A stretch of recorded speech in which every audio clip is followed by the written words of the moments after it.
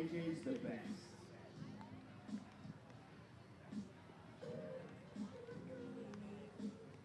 He is the best.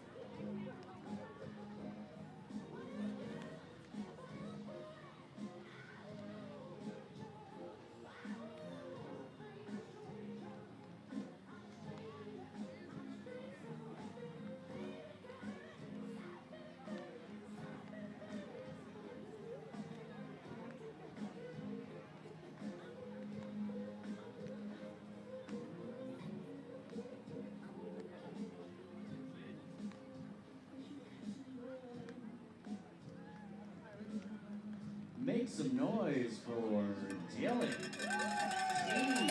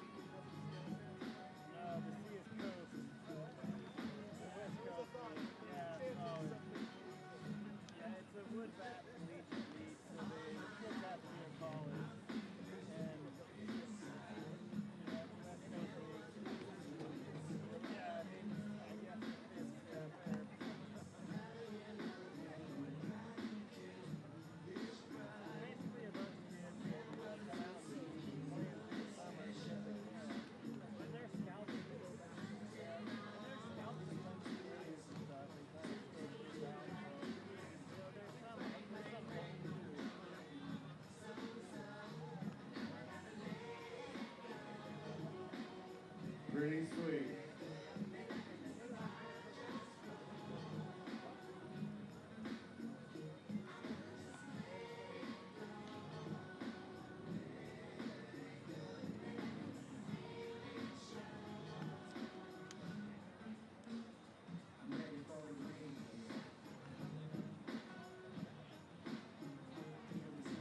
Testing 1 2 1 2 3 4. Can you hear me over in section 201? 201. Can you hear me in 201? Thank you, 201. How about the picnic tables? Can you hear us out of the picnic tables? No. Signs of life at the picnic tables? Nothing. Okay. Sorry.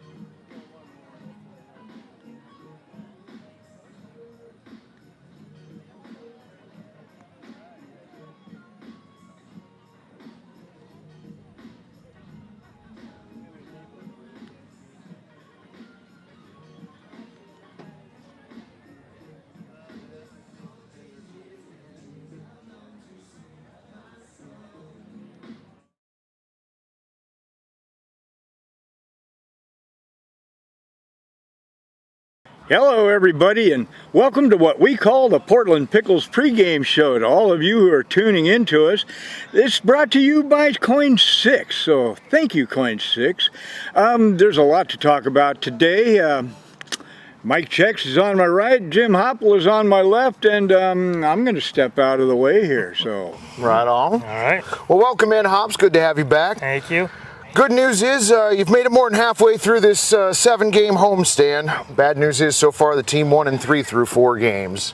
Been a little rough. Been a struggle. Yep. Yeah. Lone win came in the opening game of yesterday's doubleheader as Portland won in extras 5-4, but the Drifters won game 2 10-6, taking the series 2-1. After the loss, Portland's home record moves to 8-13. It's been a struggle here at the Walk this season. It's been a big struggle. If anybody knows the secret of why we're not winning here, I'd like to know it. Man, you know, for sure. I know there are theories abound. It's just, you know, it's the team's at 500. Yeah. And, you know, this isn't a bad squad. Yeah. No, you know, compared to the last 3 seasons, and it's unfair to judge this year's squad against that. It seems like they're stumbling, and they're not really. I mean, you're in contention for the second half South title. Yep. You're in contention for a playoff spot.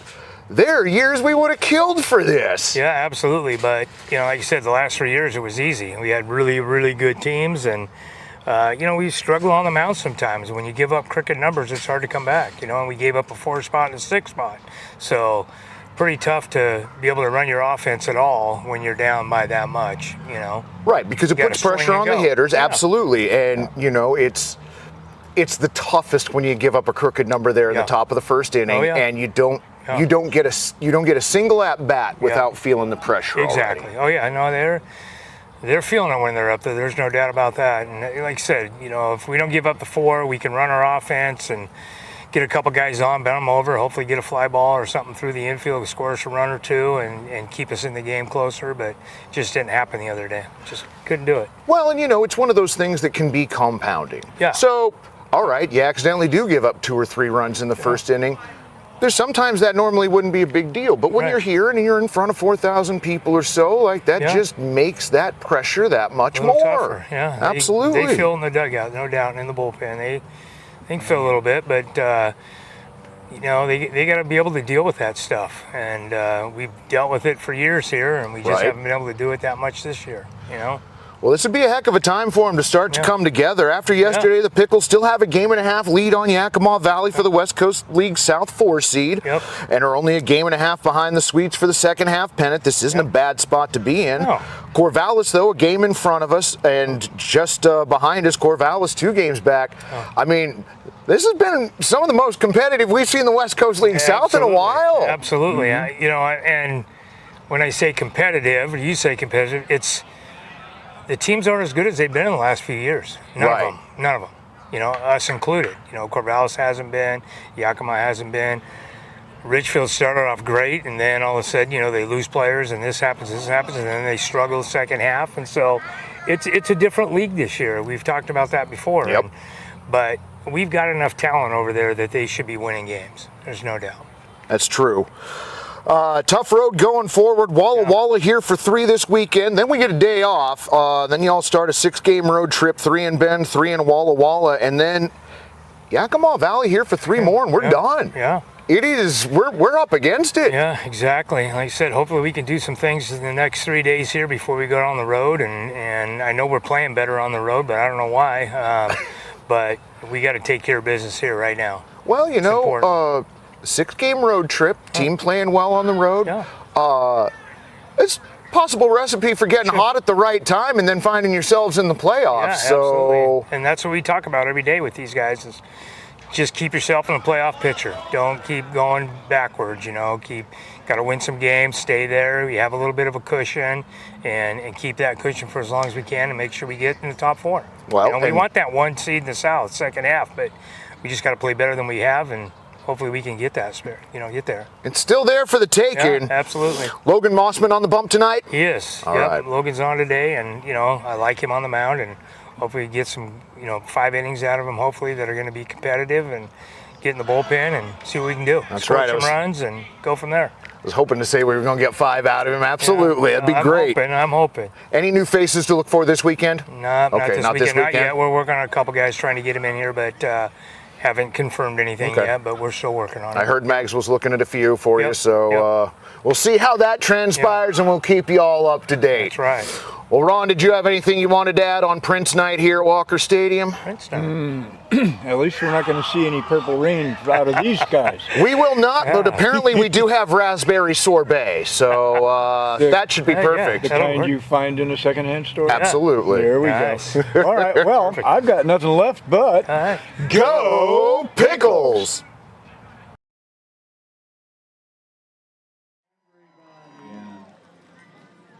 Long overdue. Yeah. Purple rain up there.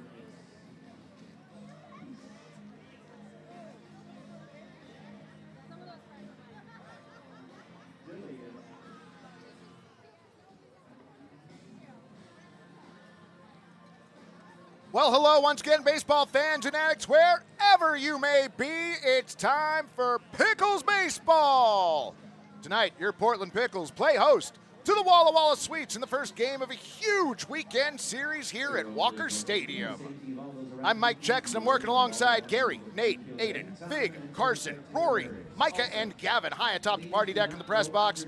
And we're working alongside many others to bring you all of the action from tonight's game and throughout the remainder of the 2026 season.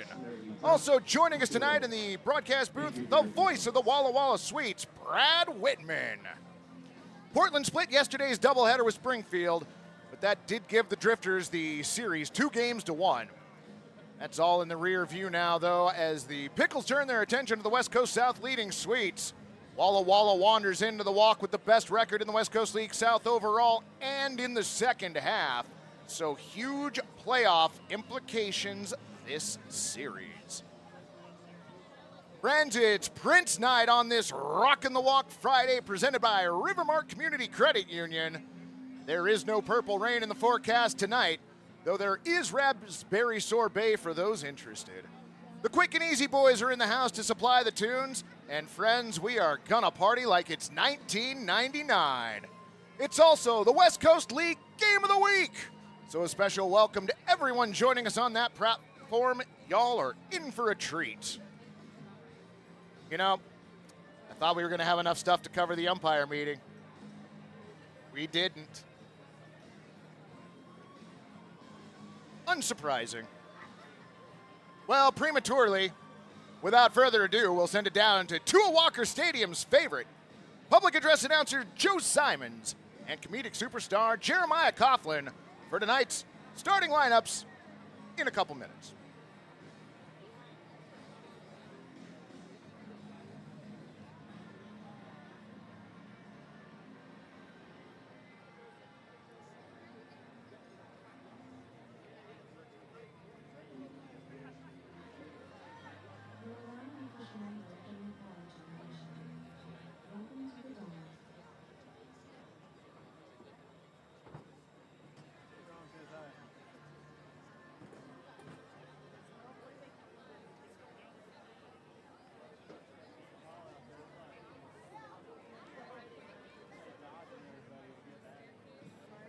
All right, well, this is going much longer than expected. Sweets coming into Walker Stadium with a 27-18 record, first place in the West Coast League South overall and in the second half. 7-3 in their last 10 winners of 2 in a row. Portland dropped 2 of 3, to Springfield, splitting a doubleheader yesterday, winning the first game in extra innings, 8. As we were playing a West Coast League doubleheader, so those were set to go 7. Drifters won the nightcap, and now tonight's starting lineups.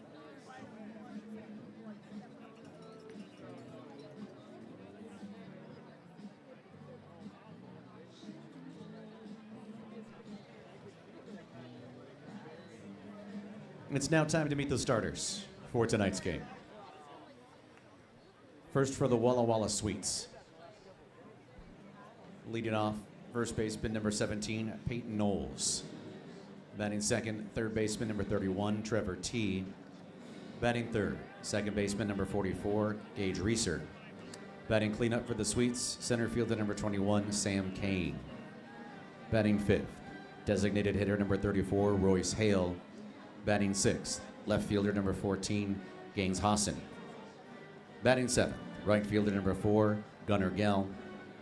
Batting eighth, catcher number 46, Jalen Kennedy.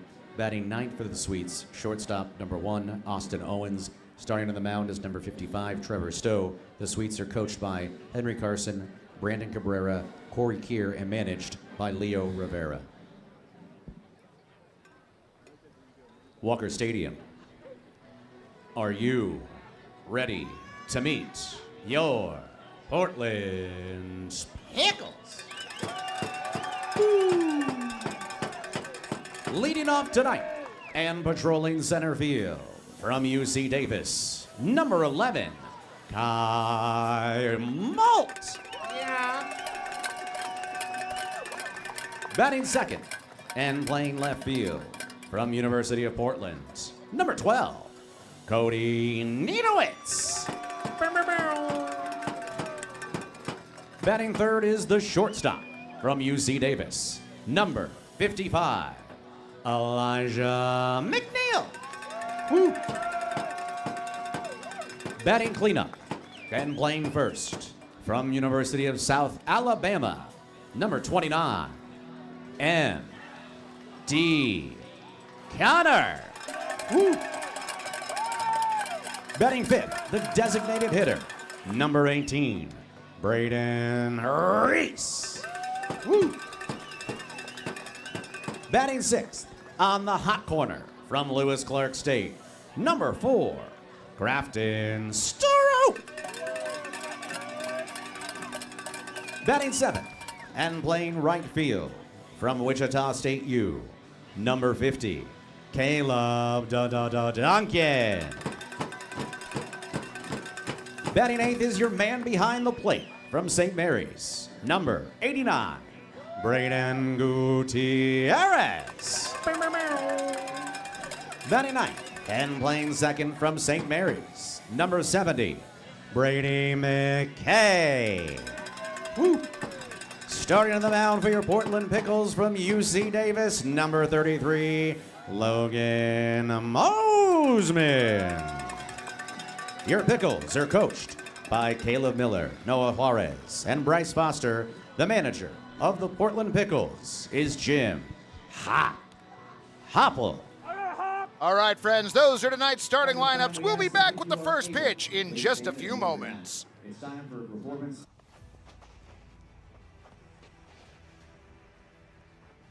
Does your personal injury claim have you in a pickle?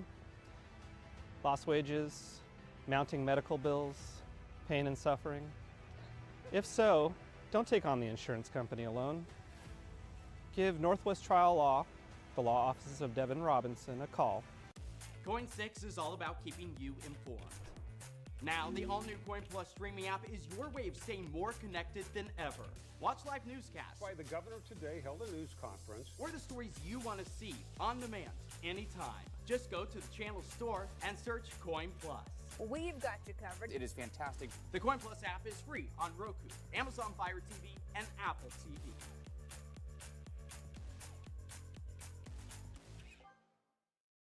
Manzardo, he's kind of a special pickle. 0-2. Manzardo hits it in the air. Another Deep to right field. And it is 3 home runs in a row for the Portland Pickles. Kyle Manzardo, his first career postseason home run.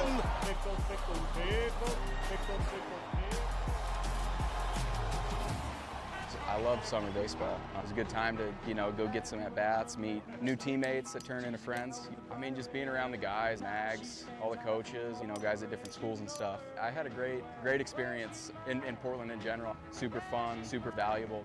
Manzardo drove that ball. Are you impressed with that two-strike approach by him? No, nothing he does.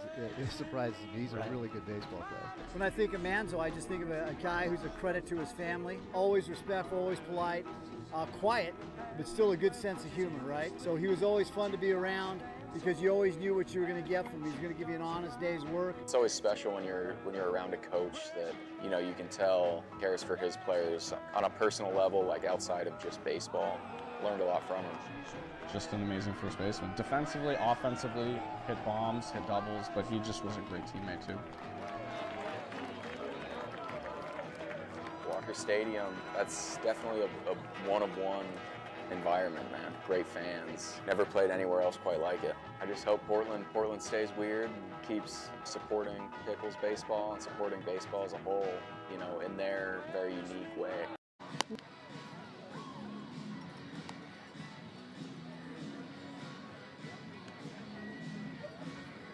Welcome in, broadcast friends. That is left-hander Logan Mossman from UC Davis out on the mound throwing warm-up pitches for the Portland Pickles. Those warm-up pitches being thrown to Braden Gutierrez, who gets the start behind the dish tonight. MD Connor at first, Brady McKay at second, Grafton Stroop at third, Elijah McNeil at short, Cody Niedowitz, Kai Malt, and Caleb Duncan, the outfielders from left to right.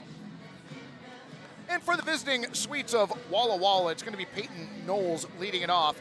Trevor T batting second, Gage Reeser follows him, Sam Kane in the cleanup spot, Royce Hale, Gaines Hawson, Gunnar Guile, Jalen Kennedy, and Austin Owens round out the lineup. Well, friends, welcome in. It is a full house here at Walker Stadium tonight. 80 degrees your game time temperature, partly sunny.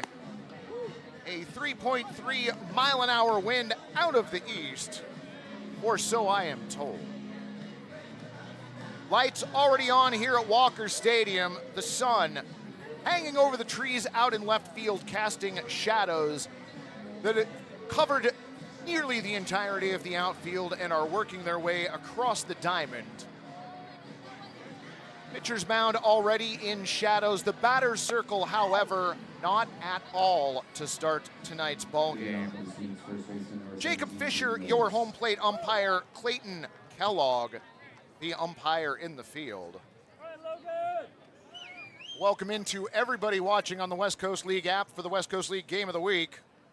Shout out to all of the chat family on the YouTube broadcast. Welcome in, everyone.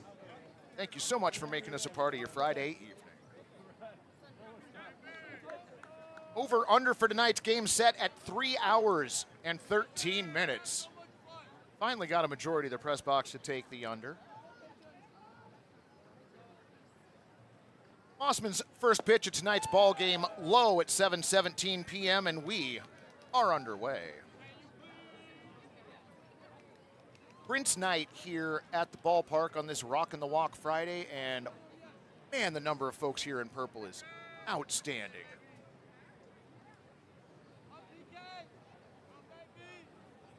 Logan's 1-0. This is low at 90.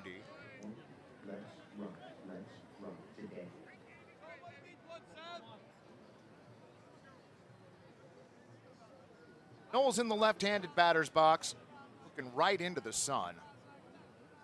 Awaits the 2-0.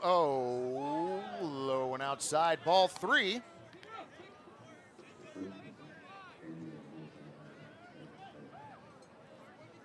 So Mossman still looking for the strike zone.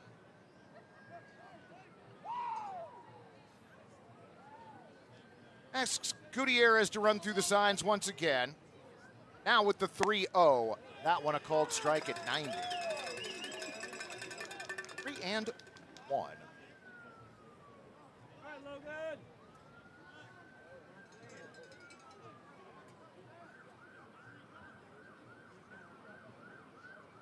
Mossman comes set, lets out a sigh, brings in the 3-1. Popped up center field. Kai Malt over a couple steps towards right, comes in a couple and makes the catch.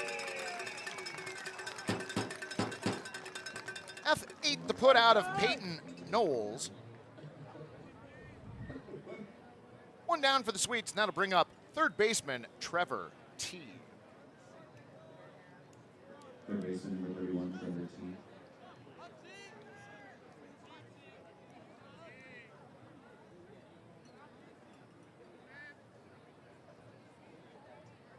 Trevor from Colorado Mesa University.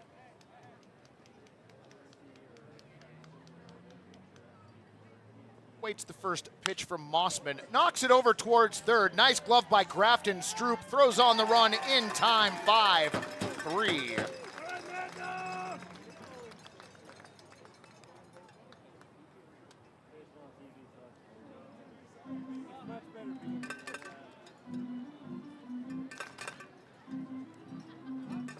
Nice glove by Grafton. Stroop over at third. Second baseman number 44, Gage Reeser. 2 away for Gage Reeser.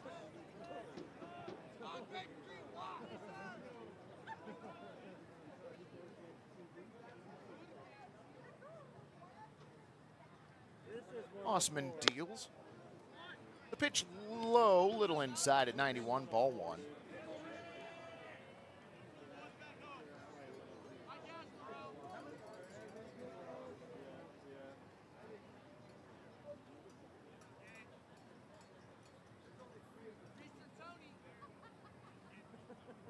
Logan brings in the 1-1, fouled off to the right side. If it's fouled far enough to the right side here at Walker Stadium, it will reach the parking lot.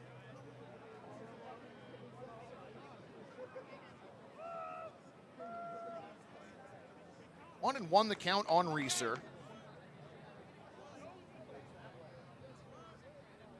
Osman's 1-1. Into right center field. That is going to get down for a base hit, and that is going to get all the way to the wall. Kai Malt gets the ball in, sliding in safely at second. Gage Reeser with a 2-out double.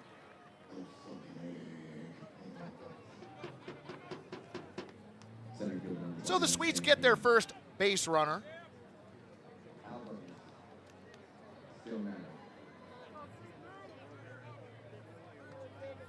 Malt did a good job getting the ball back in. Reeser arriving ahead of it. The Hangers are here.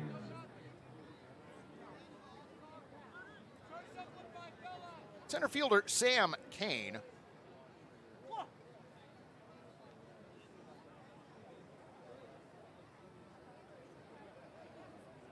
Reeser got about a 2-stride lead out at second. McKay holding him on. The pitch, a called strike at 90. On the inner half of the plate, nice pitch by Logan. 0-1.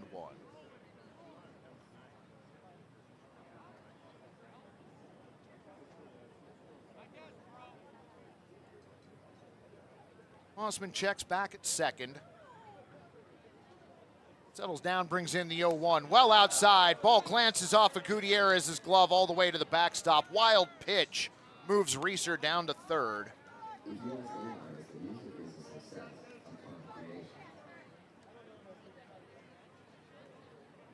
So first run of the ball game, 90 feet away for the Sweets.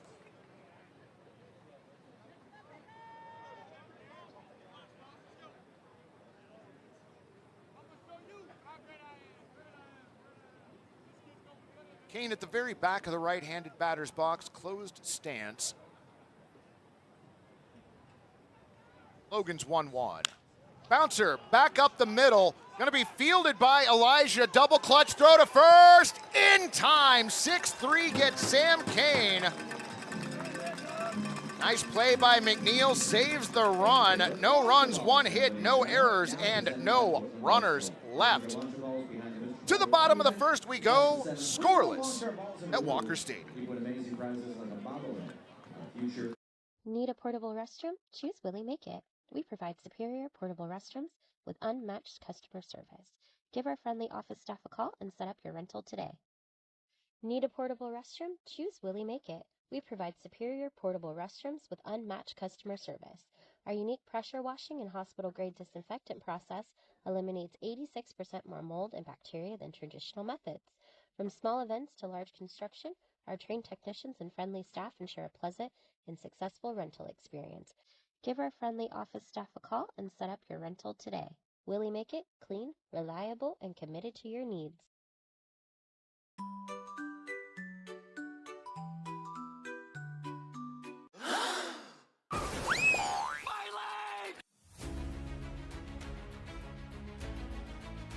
You in a pickle? Lost wages, pain and suffering, mounting medical bills? Don't take on the insurance company alone. Give Northwest Trial Law, the law offices of Devin Robinson, a call. Dear Friday, let's put good times in gear. We've got power tailgates to power game days, and a trailer backup guide that's the champ of the ramp. Heck, we might even cancel Monday. Toyota Trucks. Toyota Tacoma is a KBB Best Buy. Find yours at Toyota.com. Toyota. Let's go places. Welcome in, friends. Trevor Stowe on the mound for the Walla Walla Sweets. Jalen Kennedy behind the plate, Peyton Knowles at first, Gage Reeser at second, Trevor T at third, Austin Owens at short, Baines Hosson, Sam Kane, and Gunnar Guile, the outfielders from left to right. First pitch to Kai Malt misses low, ball one.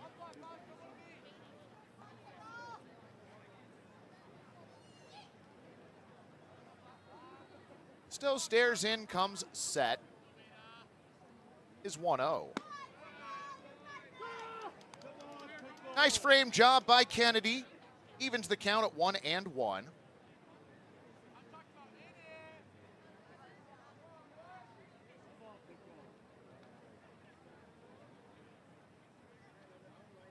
Stowe brings in the 1-1 inside at 91. Alt gets himself out of the way.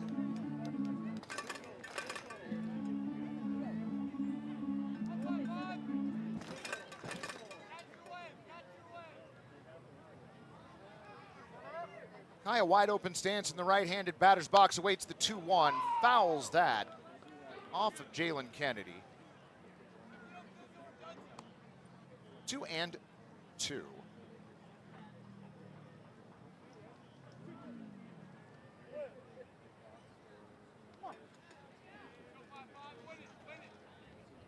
Stowe has his sign, brings in the 2-2, outside ball 3. So Malt has worked the count full.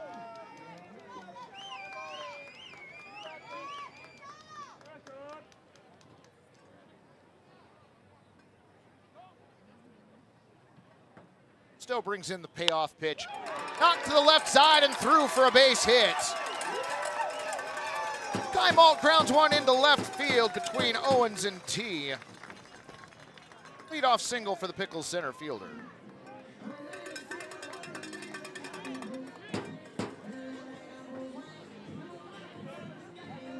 Next up is the left fielder from UP, number 12, Cody Nealowitz.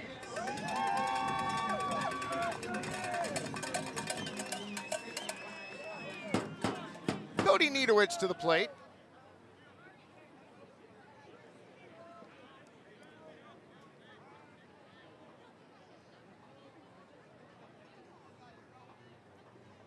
Malt a short lead at first. Pitch on the way, bunt shown. Gets away from Kennedy to the backstop. Passed ball advances Kai Malt to second. So a wild pitch in the top of the first, a passed ball in the bottom.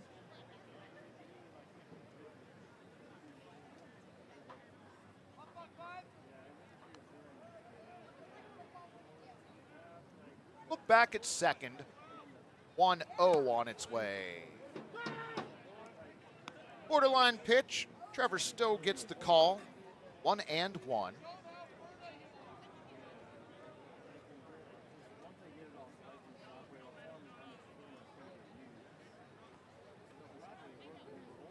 Malt walks out his lead at second. Gets a look. 1-1 on the way up. Ball 2.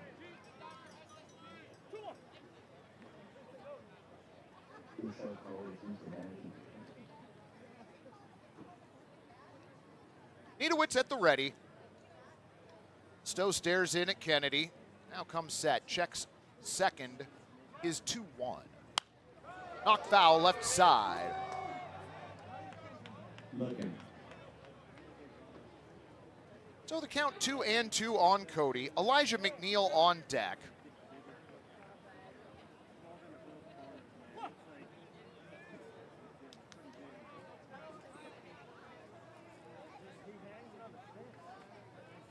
Stowe checks second. Now is 2-2. Off the plate, ball 3.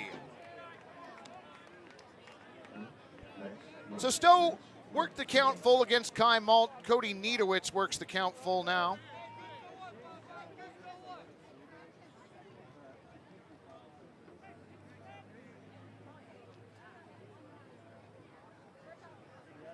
Stowe with the 3-2 overthrown. Comes in at 91 low. Cody Nealowitz a walk. First two Pickles batters get aboard, and that'll bring up the shortstop. Number 55, Elijah McNeil.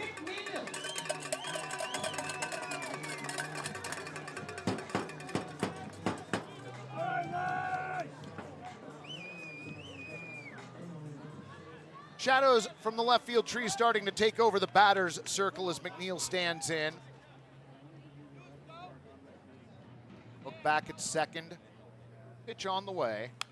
McNeil fouls that one off into the netting on the right. 0-1.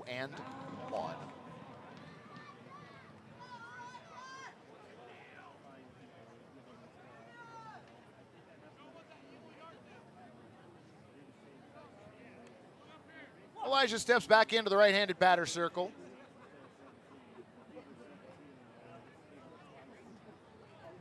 Look back. Bunt shown 0-1. Bunted foul. So the count 0-2.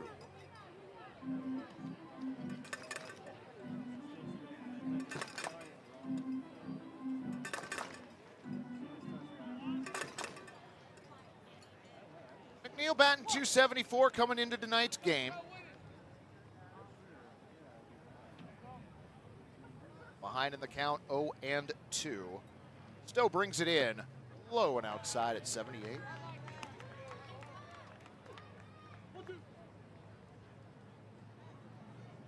Prince night here at the stadium, the food special, unsurprisingly, raspberry sorbet. The kind you'd find at an ice cream store, probably.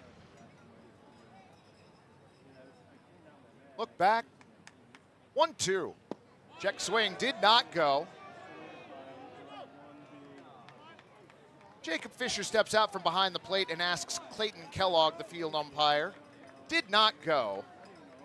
That's right, Purple Rain Cocktail, the drink special tonight.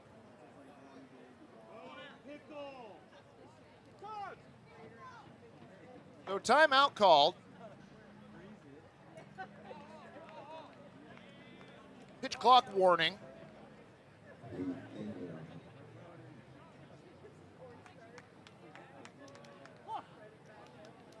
Runners on at first and second, nobody out. 2-2 to Elijah McNeil. Runners started to go. Throw down to first, and we're going to have a double steal situation. Ball's already made it to third. Niedowitz tagged out somewhere between first and second. So Niedowitz caught stealing.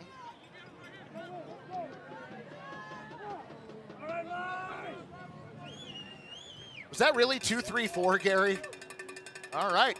Caught stealing 2, 3, 4. Runner on third, one down. The count now full on Elijah McNeil. The pitch. Foul off. High off the netting on the right. Ball ricochets back to the foul line on the first base side.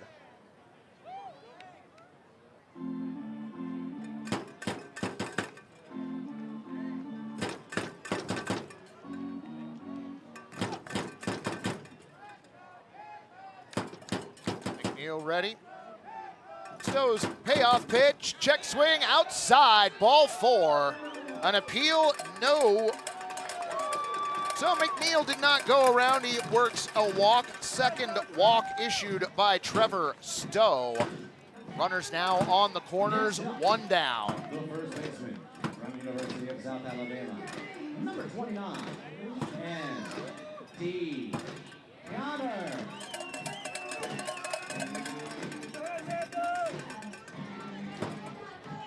M.D. Connor from the University of South Alabama stands in. Runners on the corners, one down. Pitch on the way. Check swing. Did he go? He did not. The pitch just a little up at 90. 1-0.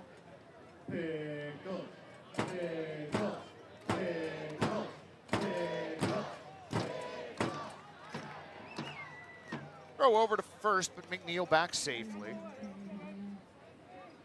There's a bank of clouds out in left field that occasionally obscures the sun. And at other times it is pouring right back in here to the press box. The 1-0, runner goes, no throw down to second. Stolen base for Elijah McNeil.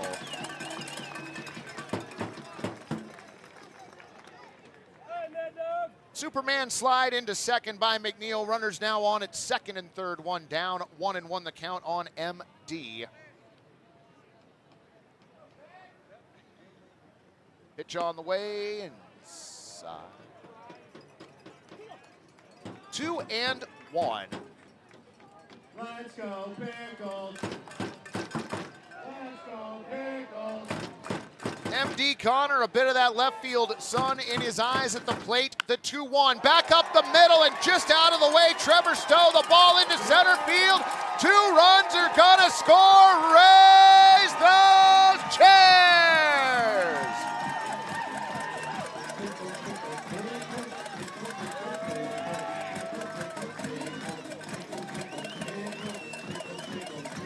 M.D. Connor, a 2-run single to put Portland on the board here in the bottom of the first inning. Next batter, the designated hitter, number 18, Brandon Reese. 2 in, 1 on, 1 down for the Pickles designated hitter, Braden Reese. Stowe has his sign from Kennedy. His pitch, a little outside at 78, ball 1.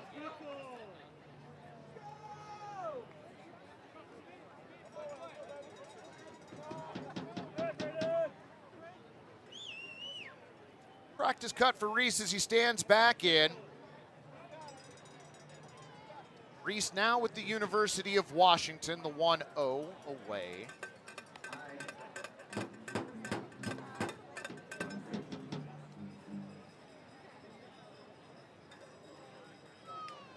Sweets wearing their navy blue tops and red caps. Nice looking jersey for Walla Walla. The throw over to first, not in time. MD Connor back safely.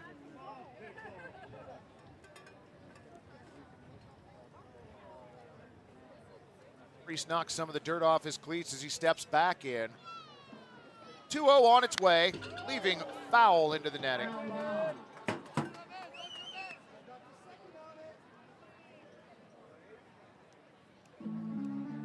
Down 2-1 on Braden.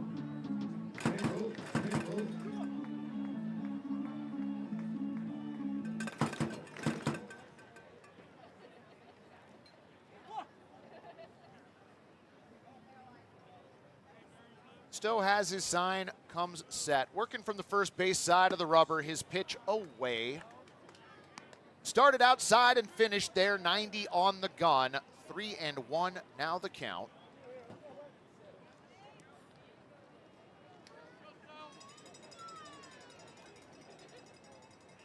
MD is lead over at first. Stowe comes set. 3-1. Low ball 4. So Stowe having a hard time locating the strike zone. Third walk he has issued here in the bottom of the first. That'll put Reese aboard and move MD Connor down to second.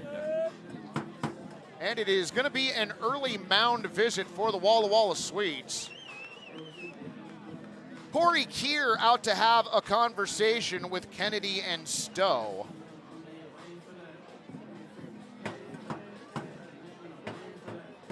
By a show of applause, who's excited to be starting their weekend right here in Walker Stadium? Me, you? Real quick, let's check in on some of the scores around the West Coast League. It is a final already in Springfield. The Drifters took down the Marion Berries 6-1. In Edmonton, the Riverhawks with a 4-0 lead over the Kelowna Falcons. That game in the top of the 6th. The Nanaimo Night Owls are in Port Angeles, and the Night Owls have a 3-1 lead on the Lefties. That game in the bottom of the 4th. In Yakima Valley, the Pippins currently doubling up the Corvallis Knights 4-2. That game in the bottom of the 3rd. In Richfield, the Raptors trailing the visiting Bend Elks 5-3 in the top of the 3rd. Harbor Cats and North Paws scoreless in the top of the 5th in Victoria. And in Wenatchee, the Apple Sox leading the Bellingham Bells 7-2. Grafton Stroop to the plate. Runners on first and second, one down. Pitch on the way, swung on, out to left field. Gaines Hawson makes the catch. Everybody gonna have to return. Nice play by Gaines out there. Call that L7, the put out of Grafton Stroop.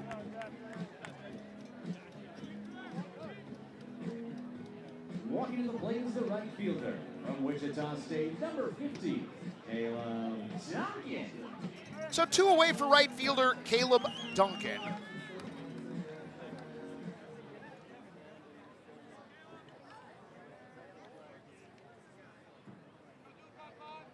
Stowe looks back at second, brings in the pitch. A called strike at 90, 0-1.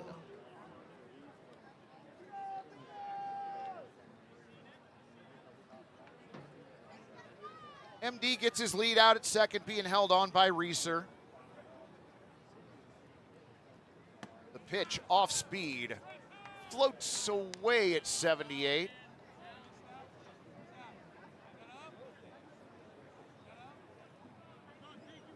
One and one.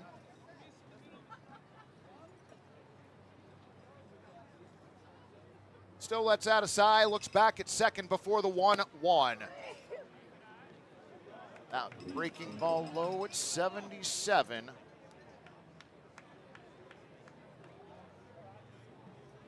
Two and one on Caleb. Catcher Braden Gutierrez on deck for Portland.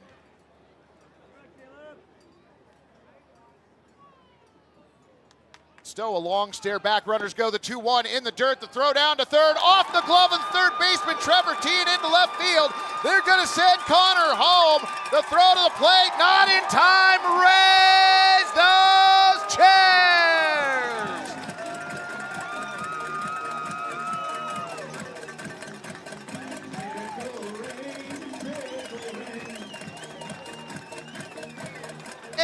D. Connor swipes third base, takes home on the E2. Braden Reese goes first to third on that error.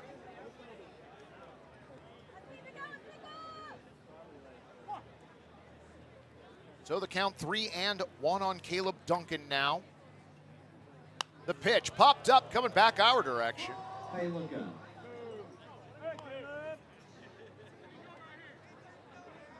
That ball just glancing off of Trevor T's glove and going down the left field line. D. Connor, quick to react, came home to score.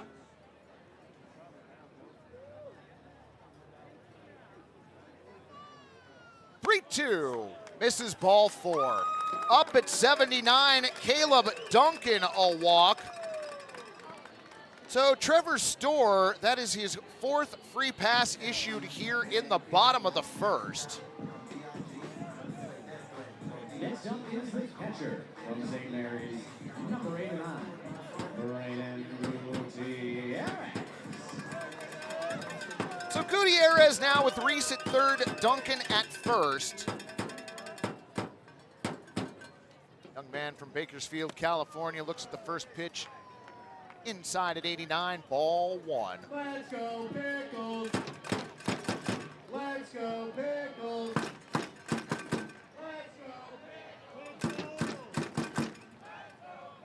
1-0 coming in. Popped up, coming back. Out of play. Heads up, look out. Catch it, Joe. On that shot there, you can see the sun hanging above the trees out in left field.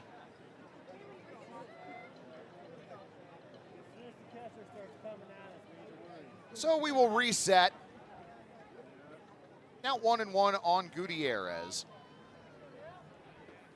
Stowe laboring through the inning, pitch on the way, runner goes, the pitch inside, stolen base for Caleb Duncan.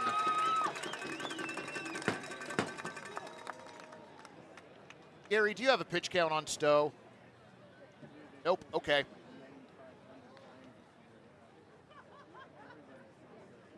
Trevor's 2-1, swung on and missed.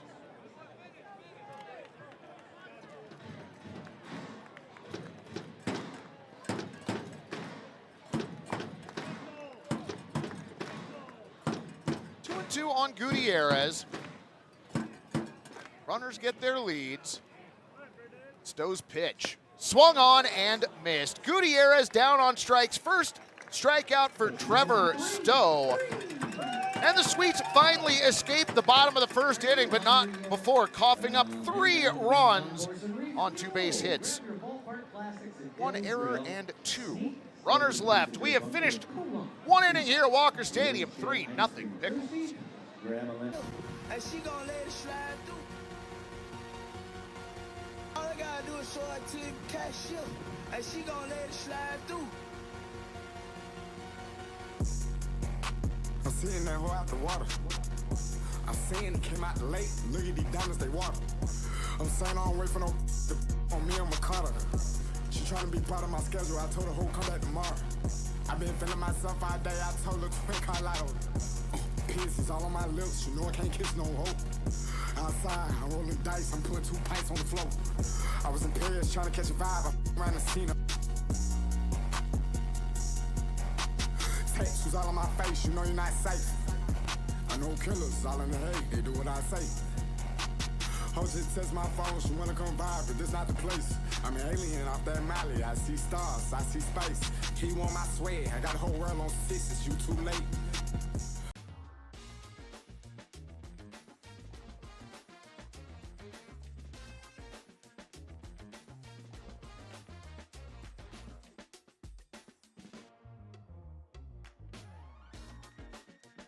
So you're starting a new adventure, but you can't be an expert at everything. But with Rivermark Community Credit Union, we'll give you the courage and the guidance to turn your hard work into something real. Because with us, you can.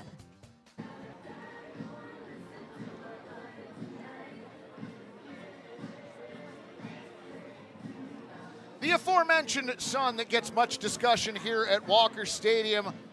Now, just above the left field trees is Logan Mossman out for another inning of work. It'll be Royce Hale, Gaines Hawson, and Gunnar Guile due up for the Sweets.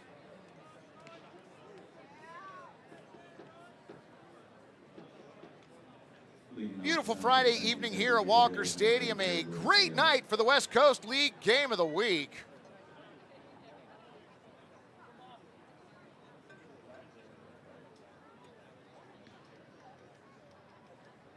Royce Hale stands in.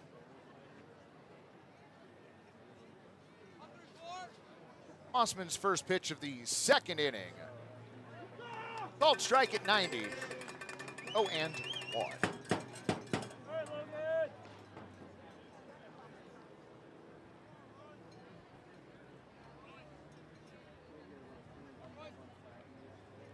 Logan's 0-1. Up.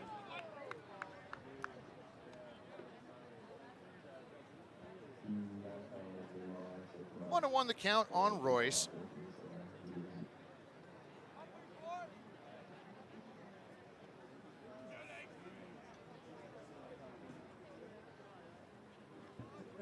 Hale at Seattle University waits the 1-1.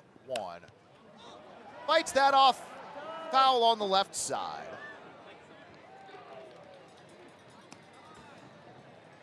Moves the count to 1-2. Oh yeah, Little Leaguers here at the ballpark.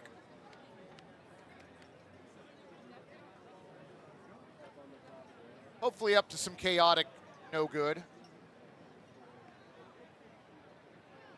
Mossman has his sign from Gutierrez, brings in the 1-2, low and outside. That's cool, I got it.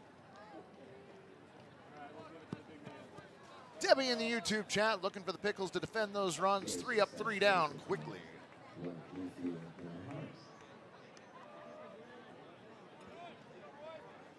Mossman comes set. Is 2-2. Popped up. Coming back, out of play.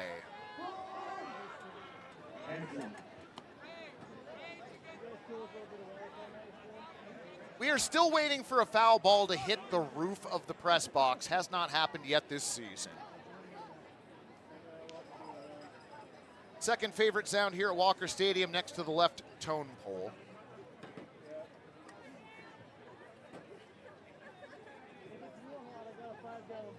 Two on the way to Royce. Swung on and missed. Royce Hale down on strikes. Logan Mossman's first K. Walker Stadium fixture Ron the K-Man going to hang the first K of tonight's ball game out in left field.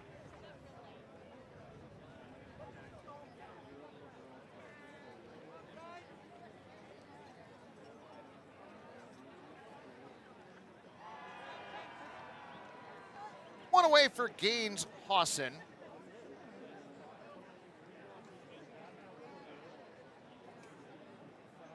First pitch to Gaines, check swing. Did he go? He did not.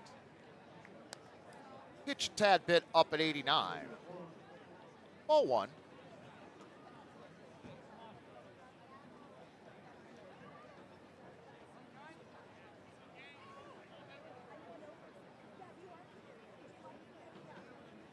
Mossman's 1-0. Fought off foul right side, likely parking lot bound.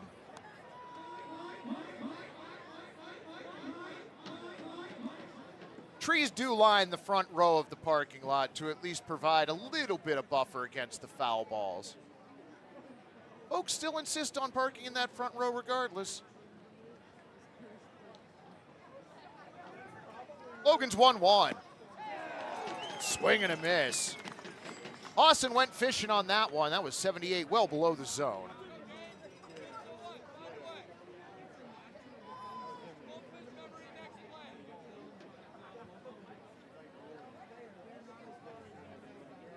Mossman comes set. 1-2. Fouled at the plate.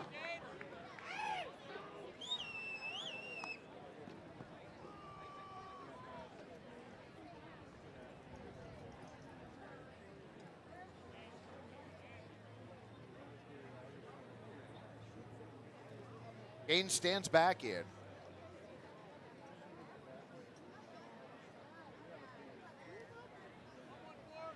Osman now with the 1-2. Popped up, this one on the right side. Will it stay fair? It will not. Headed out to the right field berm, and that ball touches grass, not injuring itself on the way down.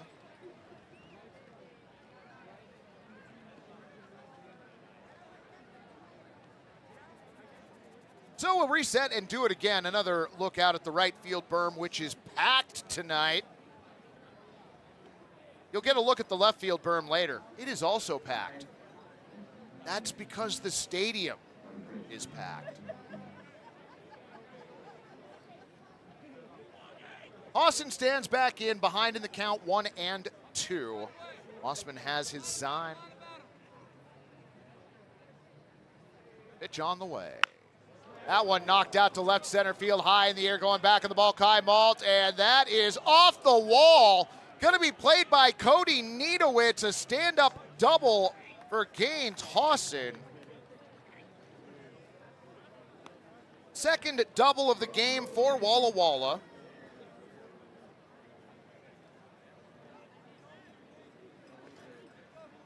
Reeser got a 2-out double in the first. Hawson a 1-out double here in the second. Right fielder Gunnar Guile to the plate.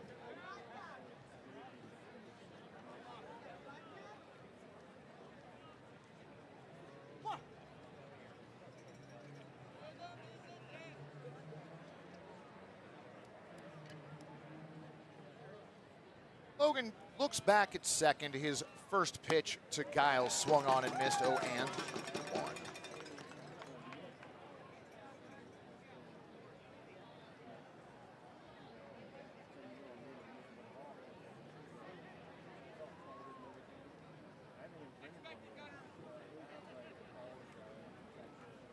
Gunnar waiting patiently in the left-hand batter's box. Osman deals, low and outside, 1-1.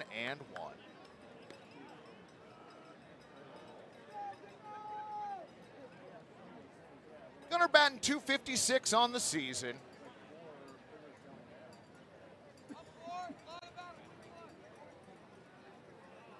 Osman finds his sign from Gutierrez, checks second. His 1-1. Golfed out to center field, ranging over and going into a dive and making the grab. Kai Malt tagging at second, heading to third and making it Gaines Hawson. But what a play out in center by Kai Malt. A line drive tailing away from him, goes into a dive and makes the snag out in center. L8 the put out. Guile made good contact, 97 off the bat. Malt's only chance was to dive, and he made the catch. Also, quick recovery time getting the ball back into the infield, but Hawson did make it into third. So for the second inning in a row, the Sweets have a runner on at third, but with 2 outs. Jalen Kennedy, the catcher, at the plate. First pitch he sees as a batter tonight. Borderline pitch. Goes Kennedy's way, 1-0.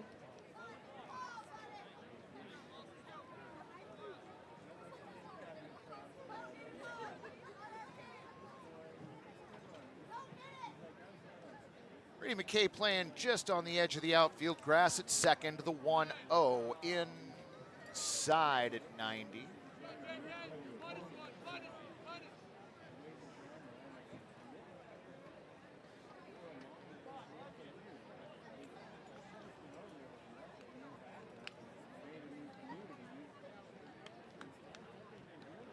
Osman has his side. His 2-0. Knocked foul into the netting on the right.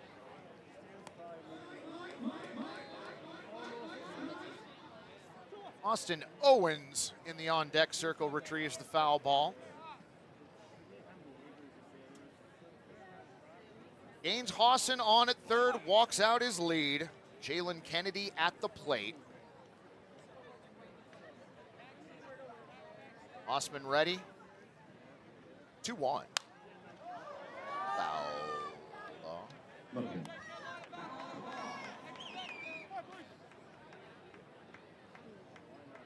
So the count now 2-2 on the Sweets catcher.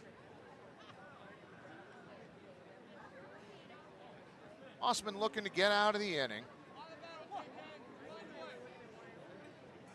Looks to Gutierrez, has his sign.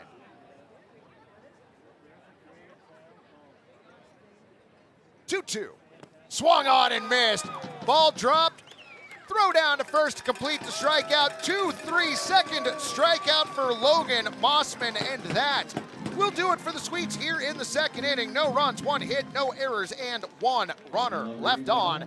To the bottom of the second inning we go. Still 3-0 Pickles. So you're starting a new adventure, but you can't be an expert at everything. And life doesn't come with an instruction manual. But with Rivermark Community Credit Union, you can turn can't into can. We'll give you the courage and the guidance to turn your hard work into something real. Take control of your financial life with Rivermark Community Credit Union. Because with us, you can. The Portland Pickles are bringing you the greatest summer of baseball ever. A magical place where summer is more than sunshine, where baseball is more than a game. It's the Portland Pickles' greatest hits. Relive the magic, the mascots, and the madness of Pickles baseball. Featuring the most beloved theme nights of years past, back again for another unforgettable season.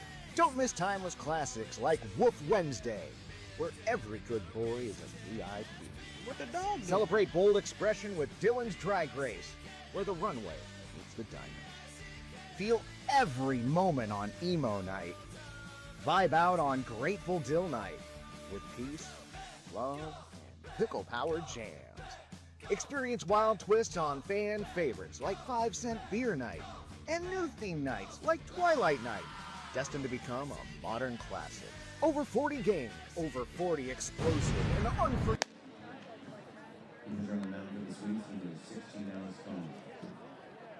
Welcome back, friends. New pitcher on the mound for the visiting Walla Walla Sweets, number 16, Alex Cohen.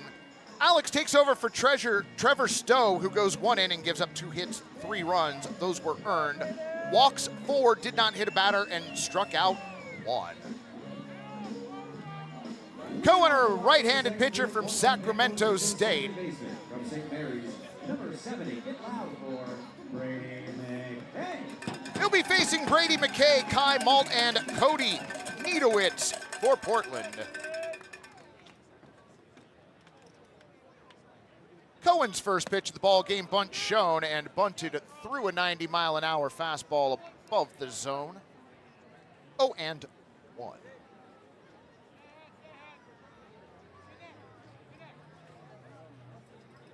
McKay coming to the Pickles from St. Mary's. Awaits the 0-1. Low and outside. Gets away from Kennedy to the backstop.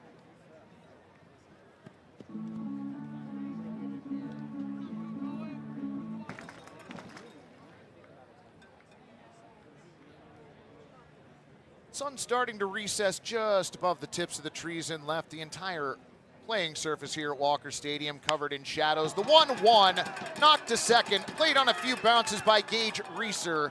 Throws over to first in time for 3, the put out of Brady McKay.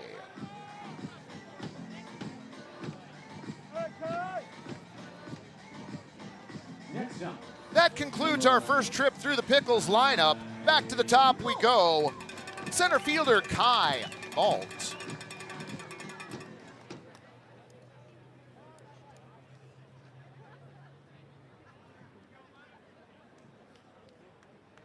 Kai singled, stole a base, and scored way back in the first inning.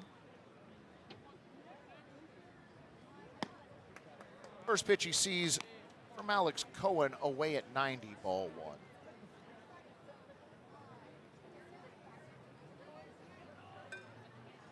Malt takes a moment, stands back in.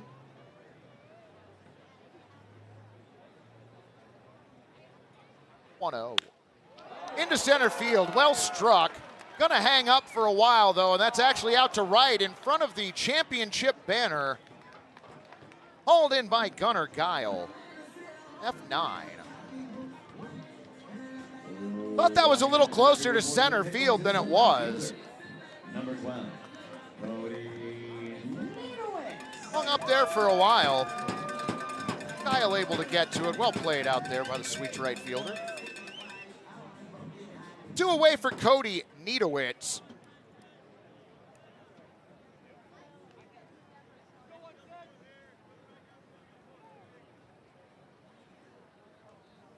The pitch. Called strike at 91. 0-1.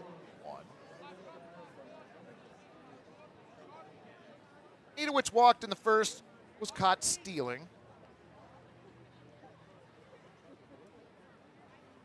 0-1.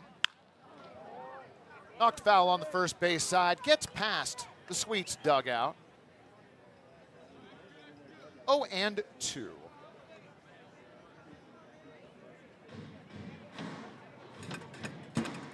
Let's go, pitch. Let's go, pitch. That was Ronan Schofield out of the Sweets dugout to retrieve that foul ball. The 0-2 tails away. So the count 1-2 on Cody.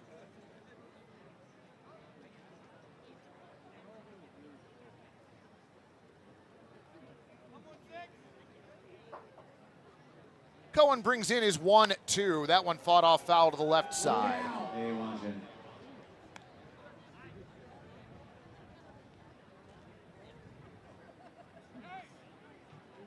One and two on Niedowitz, 2 down, bottom of the second. Pickles an early 3-0 lead.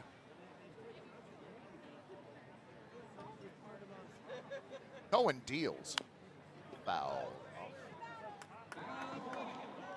Niedowitz just got a piece of that.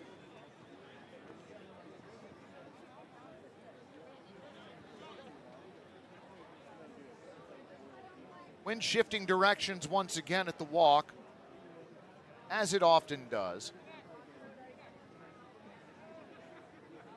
Niedowitz twirls the batter out in the left-handed batter's box. The pitch on the way. A called strike 3 at the bottom of the zone. Nice pitch by Alex Cohen. Gets his first strikeout. The unpaid officials here at Walker Stadium vehemently disagree, but to no avail. No runs, no hits, no errors, and nobody left. Friends, we are through 2 innings here at Walker Stadium. 3-0 Portland. The Portland Pickles are bringing you the greatest summer of baseball ever. A magical place where summer is more than sunshine, where baseball is more than a game. It's the Portland Pickles' greatest hits. Relive the magic, the mascots, and the madness of Pickles baseball. Featuring the most beloved theme nights of years past, back again for another unforgettable season. Don't miss timeless classics like Woof Wednesday, where every good boy is a VIP. What the dog? Celebrate bold expression with Dylan's Dry Grace, where the runway meets the diamond. Feel every moment on Emo Night. Vibe out on Grateful Dill Night with peace, love, and pickle-powered jams. Experience wild twists on fan favorites like 5-cent Beer Night and new theme nights like Twilight Night, destined to become a modern classic. Over 40 games, over 40 explosive and unforgettable theme nights. It's the Portland Pickles' greatest hits. Join baseball's block party starting May 27th. It's a summer of fun you won't want to miss. Visit picklestickets.com to get your tickets before they're gone. Do it now!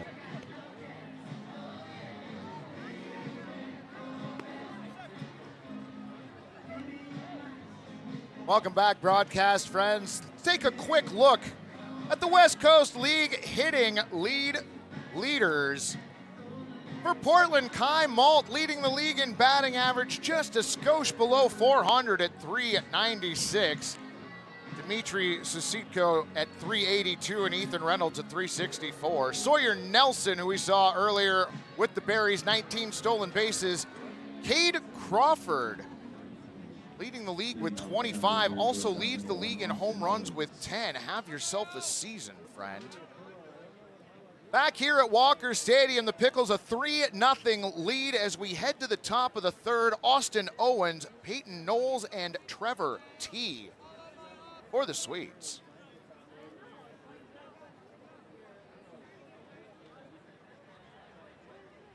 Mossman finds his footing, brings in his first pitch of the inning, a swing and a miss at 90. 0-1. Well, it's no longer the bank of clouds out and left that's providing us respite from the sun, but the trees themselves. 0-1 on the way. Called strike near the top of the zone. 0-2.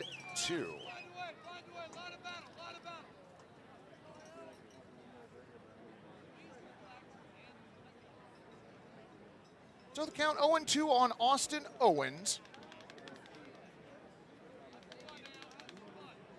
Logan deals. Popped up. Straight back. Count stays 0-2. Owens from Grand Canyon University.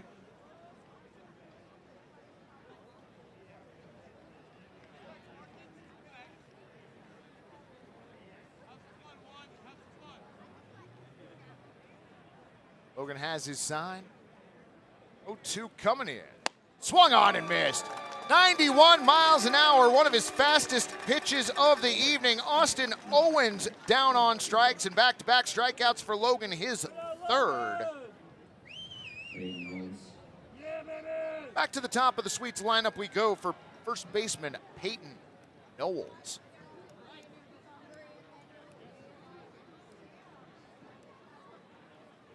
Peyton, an all-star for the Sweets.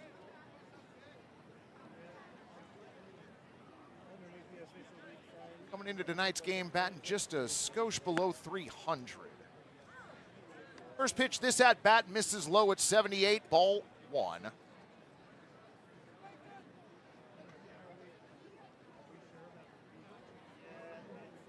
Logan comes set at the belt. 1-0 on the way. Little up at 90. 2-0.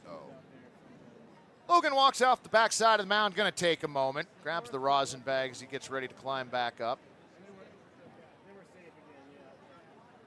Gary gave me an interesting bit of Pickles history right before the game started. Logan has his sign. 2-0. Eluded the strike zone somewhere, moves the count to 3-0. Gary letting us know that today was the 3-year anniversary of the completion of the game that the lights went off here at Walker Stadium. 3-0. That one a called strike, 3-1. In a game against the Springfield Drifters, a 7 o'clock start time found a premature ending of the ball game at 12:15 p.m. or a.m., excuse me. 3-1. Blowing outside, ball 4. So Peyton Knowles a 1-out walk. First time Peyton's been aboard tonight. That'll bring up Trevor T. So at 12:15, the lights went out at Walker Stadium. Lights went out mid-pitch, by the way. The game was resumed weeks later, and it took less than 5 minutes.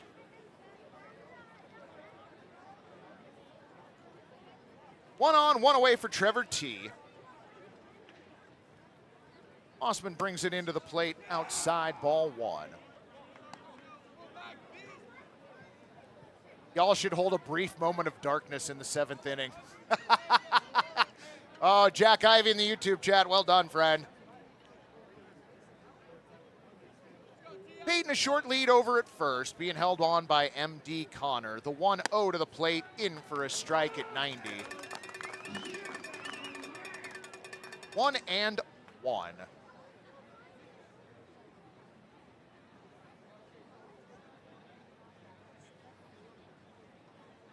Trevor Turnover grounded out to Grafton Stroop in the first.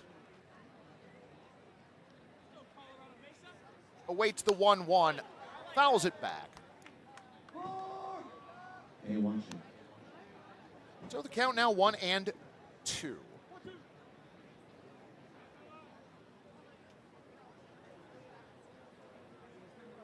Temperature starting to take a slow dive like the sun. Cooling off here at Walker Stadium, a beautiful evening. Mossman looks over at first. Steps off and throws. Back standing is Knowles.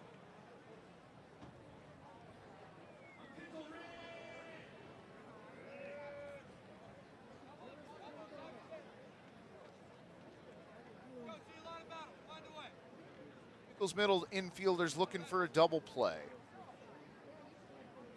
Mossman's 1-2. Called strike 3.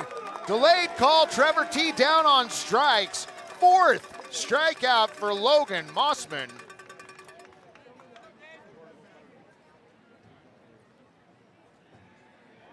Booth temp tonight, a comfortable 89 degrees.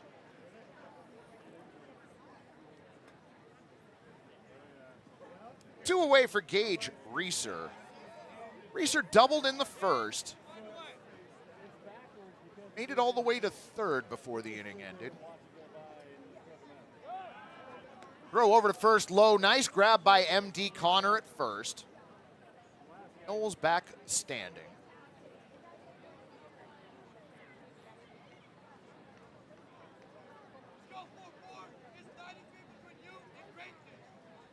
Reeser, a Washington State Cougar. Whirls the bat around in the right-handed batter's box. Pitch on the way, outside and high. 1-0. Debbie giving additional context to the game where the lights went out. The Pickles were down by 8 runs in the 8th inning and tied that game in the 9th to forced extras. So many people had gone home that night. Temperature dropped significantly. The 1-0, high and outside, ball 2.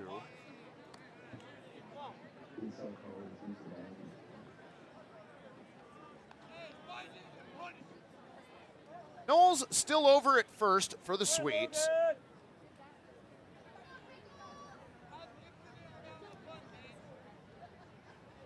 Reeser stands back in. Logan brings in the 2-0. That one popped up. Coming back foul. Foul just off to our right.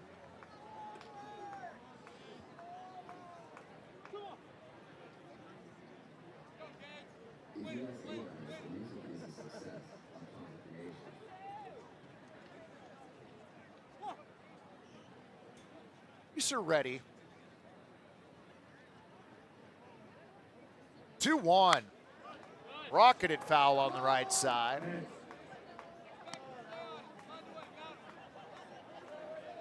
So 2-2 the count on Gage. Sam Kane on deck.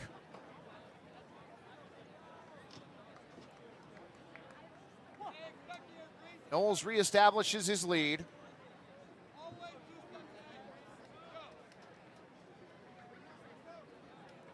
Over to first, the 2-2.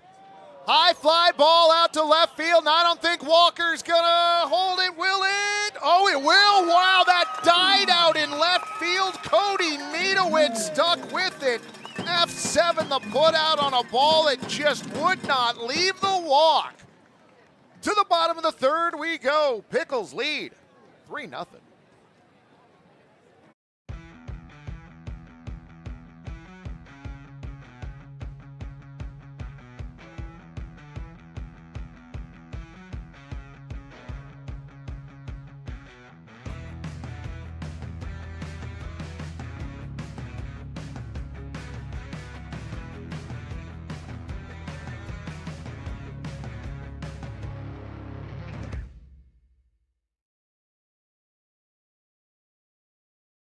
We heal hearts so they can love more.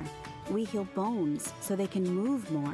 And we heal brains so they can imagine more, because every single person we serve was made for so much more.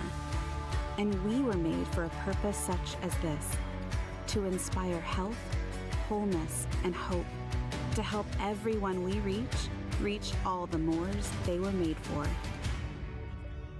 Adventist Health, made for more.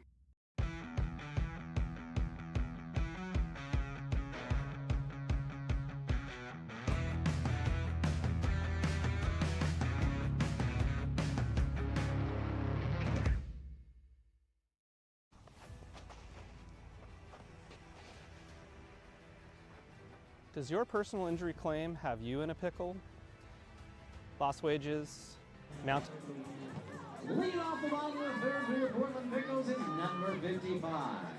Elijah McNeil. The sky in question hanging over Walker Stadium as we are about to embark on the bottom of the third inning. Elijah McNeil will start us off. MD Connor and Braden Reese due up.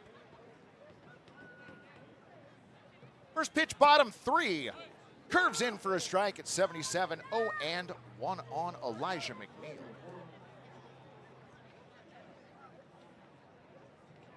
One of the youngest Pickles fans down on the first base line there. Excited to be here at the walk. And why wouldn't you be? It is a beautiful Friday night. 0-1. Knocked to short. Austin Owens plays the roller, throws to first in time, 6-3.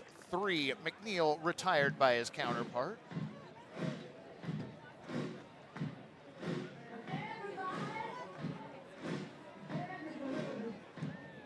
Now batting, number 29, MD Connor. MD Connor checks in. Has the biggest hit in the ball game so far, a 2-run single that drove in Elijah McNeil and Kai Malt in the first. Stands in now with one out, nobody on, and a different pitcher as that pitch away, ball one. All right, Mad Dog.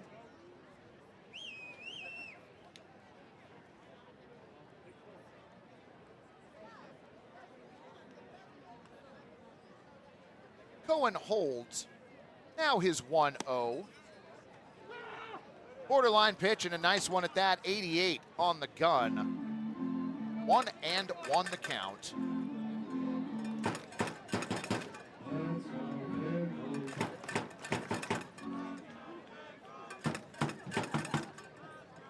Cohen has his sign from Kennedy, the 1-1. Hit MD Connor. All right, Doc.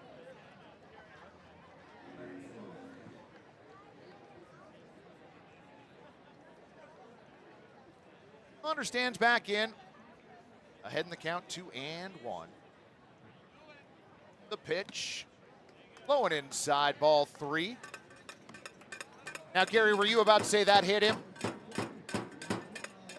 Okay, no, Gary said that was close again.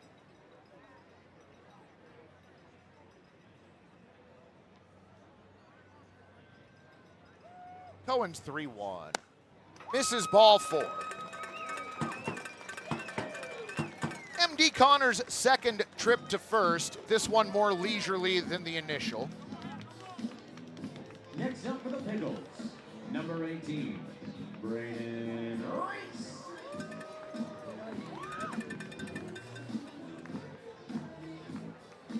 Braden Reese to the plate.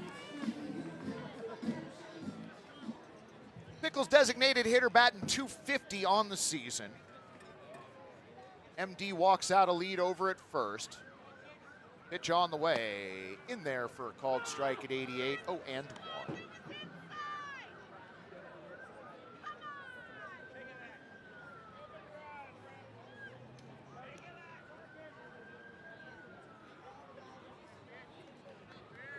Cohen stares in, has his sign.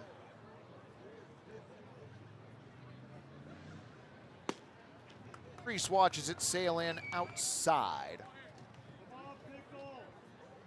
1-1.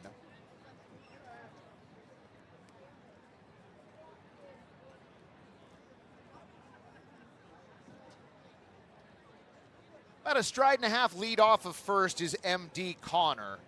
The 1-1 to Reese curves just a bit above the strike zone, 2-1.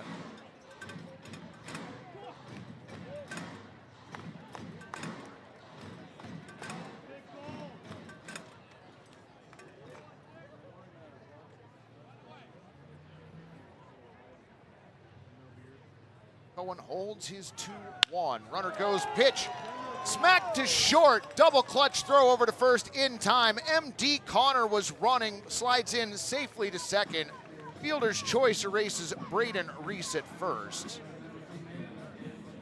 Next up, number 4, Brandon Stewart. Austin Owens has been busy so far this inning. Fields that one cleanly, but his only play was to first. So Grafton Stroop with MD Connor in scoring position. Cohen deals, up and away at 89, ball 1.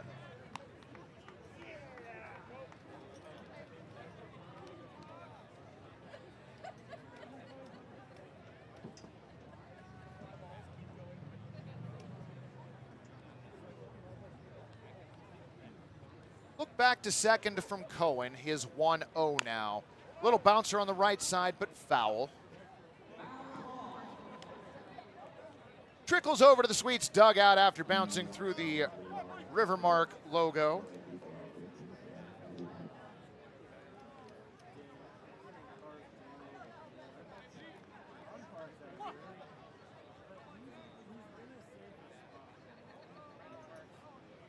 MD gets a healthy lead at second. Austin Owens behind him, holding him on the 1-1. Curves in for a strike at 76, 1-2.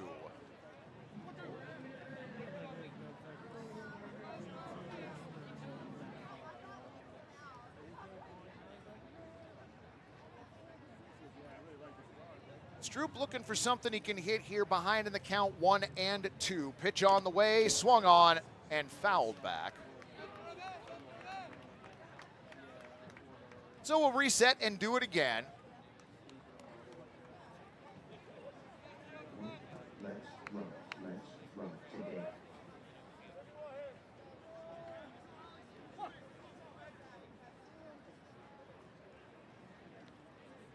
Stroop at the ready. Cohen has his sign. 1-2 again. Swung on. Fly ball out to right field. Just over the netting. Foul ball.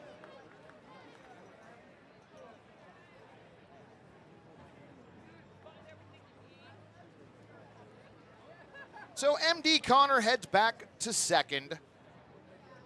Grafton Stroop steps back into the left-handed batter's box. Cohen looking for a sign from Jalen Kennedy has it. Looks back at second, his 1-2. Fought off foul on the left side. Into the netting just past the Pickles dugout.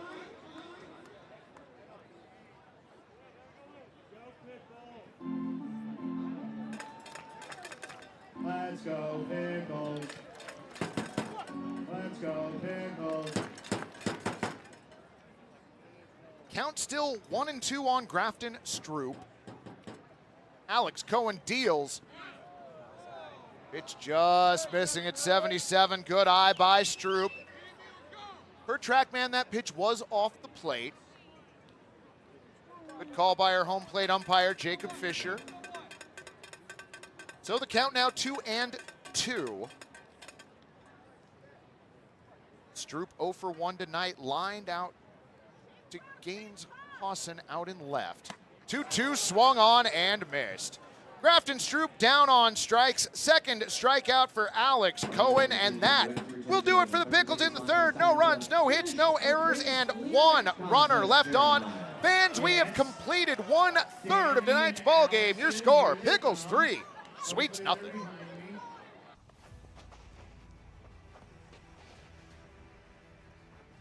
Does your personal injury claim have you in a pickle?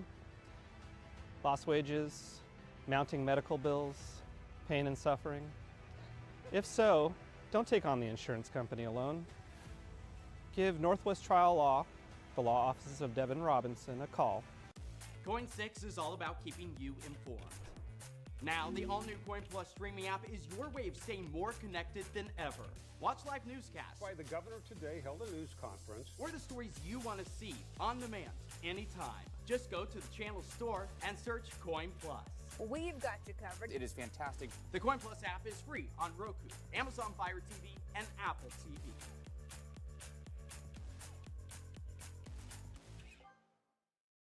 Manzardo, he's kind of a special pickle. On 0-2. Manzardo hits it in the air. Deep to right field. And it is 3 home runs in a row for the Portland Pickles. Kyle Manzardo, his first career postseason home run.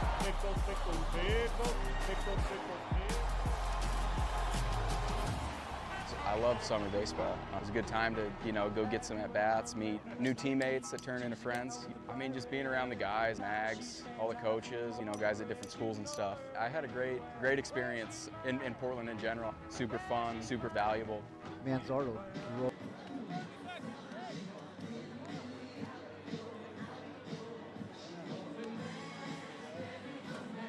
Welcome back, broadcast friends. To the top of the fourth we go. Your Pickles hosting the Sweets of Walla Walla, and the Pickles with a 3-0 lead.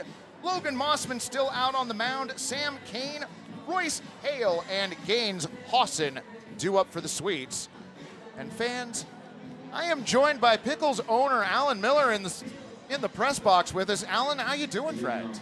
I'm great. Thanks for having me out. Now, are things too loud for you here? Because your volume is right there. So if I'm coming in too hot or anything, you can adjust that right there. Everything's perfect. Man, glad to have you in. Alan and I were talking during the break, and apparently it's been a few seasons since Alan's come up here and joined us in the booth. I think it has. I think you've stepped up your guests. You haven't needed me in a while. Oh, now come on. First pitch of the top of the fourth inning just misses away at 77, ball 1. So, Alan, you've owned the Pickles now for a number of seasons. Why don't we start at the beginning? What was it that led you to want to own a baseball team, friend? Oh man, sometimes you see things and you just want to give them a shot. I think I got to visit so many great teams all over the place that I really just wanted to see that if you leaned into a certain way of doing it, could it be successful?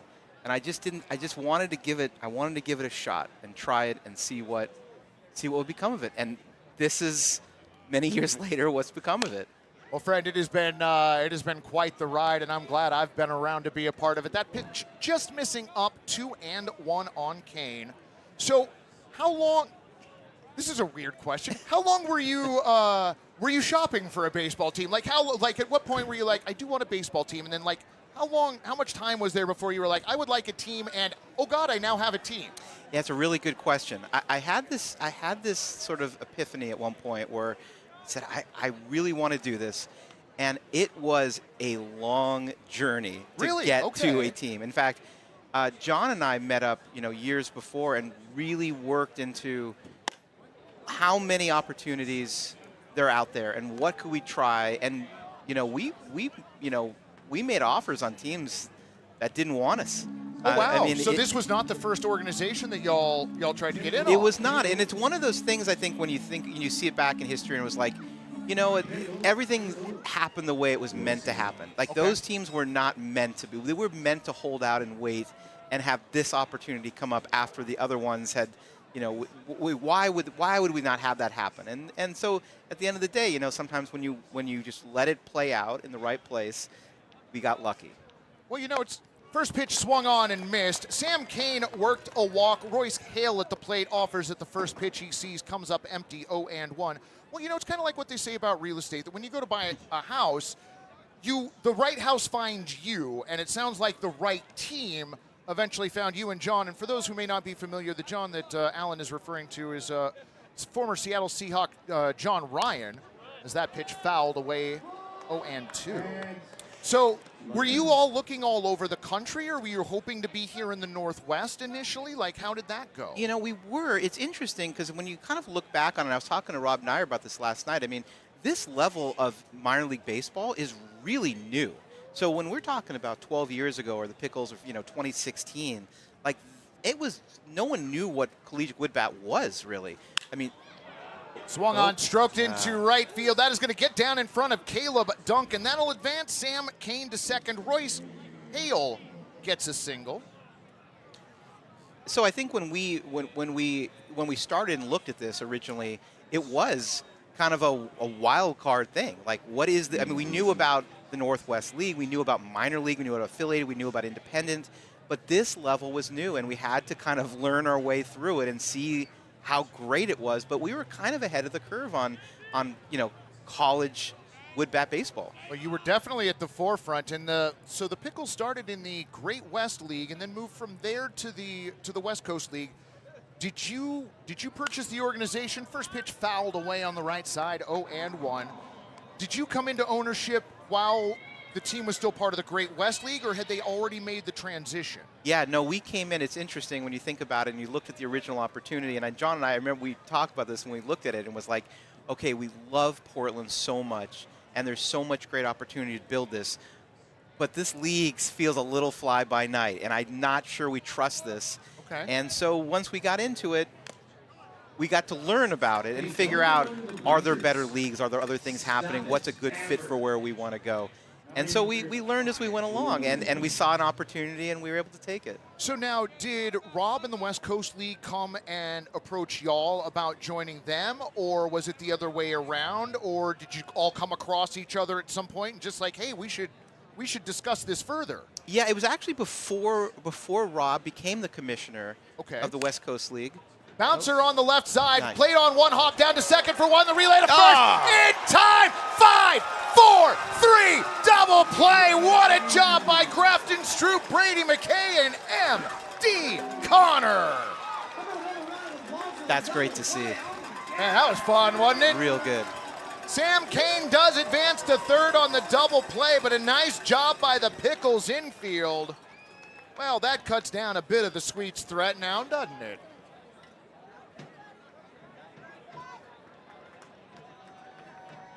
What a play.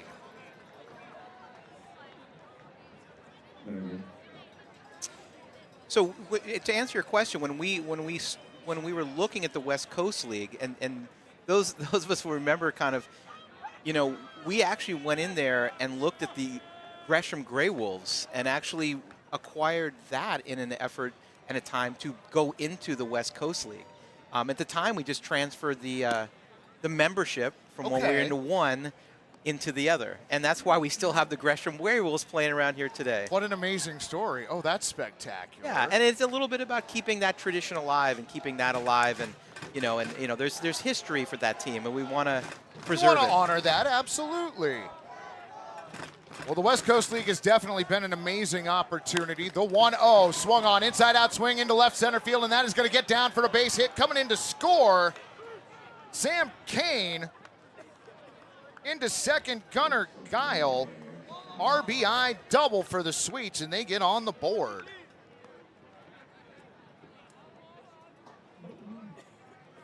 So Guile knocked that out to left center field, 90 miles an hour off his bat. That brings in Sam Kane for the Sweets' first run. Well, it's never going to be easy.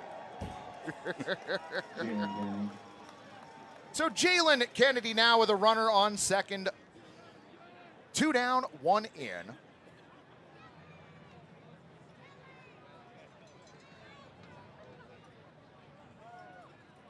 Mossman stares in, asks Gutierrez to run through the signs once again. Look back at second, pitch on the way. Popped up, right side. Looks like M.D. Connor has a beat on it into foul territory and makes the catch. 3P the putout, and that will do it for the Sweets here in the top of the fourth. We will head to the bottom of the fourth. Alan, can you come back and join us? I would love to. All right, we'll do another half inning with Alan here in just a few minutes. Your Pickles lead 3-1. Manzardo, he's kind of a special pickle. 0-2. Manzardo hits it in the air. Deep to right field. And it is 3 home runs in a row for the Portland Pickles. Kyle Manzardo, his first career postseason home run.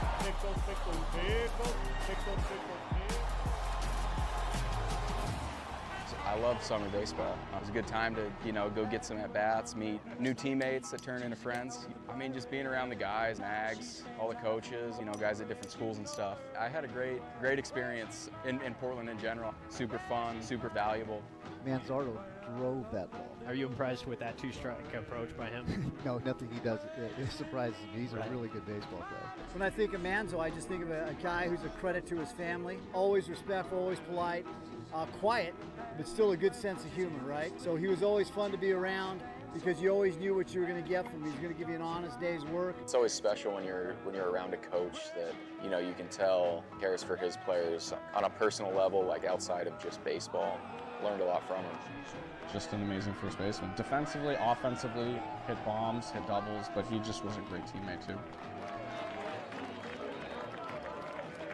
Walker Stadium, that's definitely a one-of-one environment, man. Great fans. Never played anywhere else quite like it. I just hope Portland stays weird and keeps supporting Pickles baseball and supporting baseball as a whole, in there. Welcome back in, broadcast friends. It is going to be Caleb Duncan, Braden Gutierrez, and Brady McKay for your Pickles here in the bottom of the fourth. Walla Walla Sweets got on the board with one in the last half inning. First pitch this frame bunted down the third base side. Trickles foul, 0-1. Alan Miller back in the booth with me for another half inning. Thank you so much for joining us up here. I think it's really easy to say that this organization doesn't quite operate like other organizations does. There is a certain thing about the Pickles organization that other organizations might not have. Can you speak to that ethos a little bit? Well, I can't speak to other people, but I can say that I hope, and I think we try to champion across all levels of our organization to be open to new ideas, to try new things all the time, and to always get better, and to have fun every day doing it. And I think there's a level of freedom in that allows great ideas to marinate and become better ideas, and this should be fun. And I just seeing how other organizations in the past before I was here operate, I just think there's something really unique and special in that. And special things happen when you put the right things in the right places. Well, and the 2-1 swung on, popped up. Looks like it's going to be shallow center field. Sam Kane coming jogging in, still jogging in, and waits for it to come down, makes the catch, P8. Let me say, as an employee of yours and someone that you trust to do this broadcast, friends, he is not shining you on at all. This has been so much fun to be a part of because you trust people legitimately. You put trust in them, not necessarily that they'll do it perfectly, but that they'll do it well, and that there is a grace for error, and that if you make an error, sometimes we get to make fun of it, and that's where some of the fun comes in. It's working for an organization where there's no fear of making a real bad mistake, because we're going to learn something from it invariably. Well, I agree with that, and I just looking around this broadcast, this is popped up left side in foul territory, coming back into the stands. This broadcast has come a long way.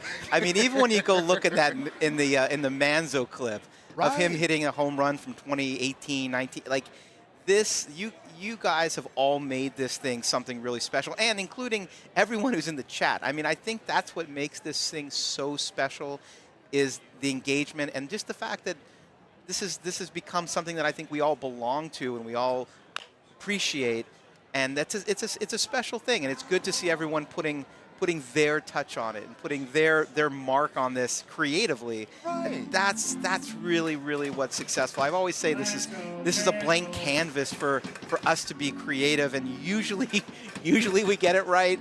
But as you said, when you're trying to do it and you're bringing your authentic self to it, it just, you know what, you can't fail because you're trying your best. You're doing all the right things, and usually something, oftentimes even more amazing, happens when you don't expect it. See, and it's that right there. That is, I think, the golden rule of the whole mindset is that. Again, there's not a fear of failing here.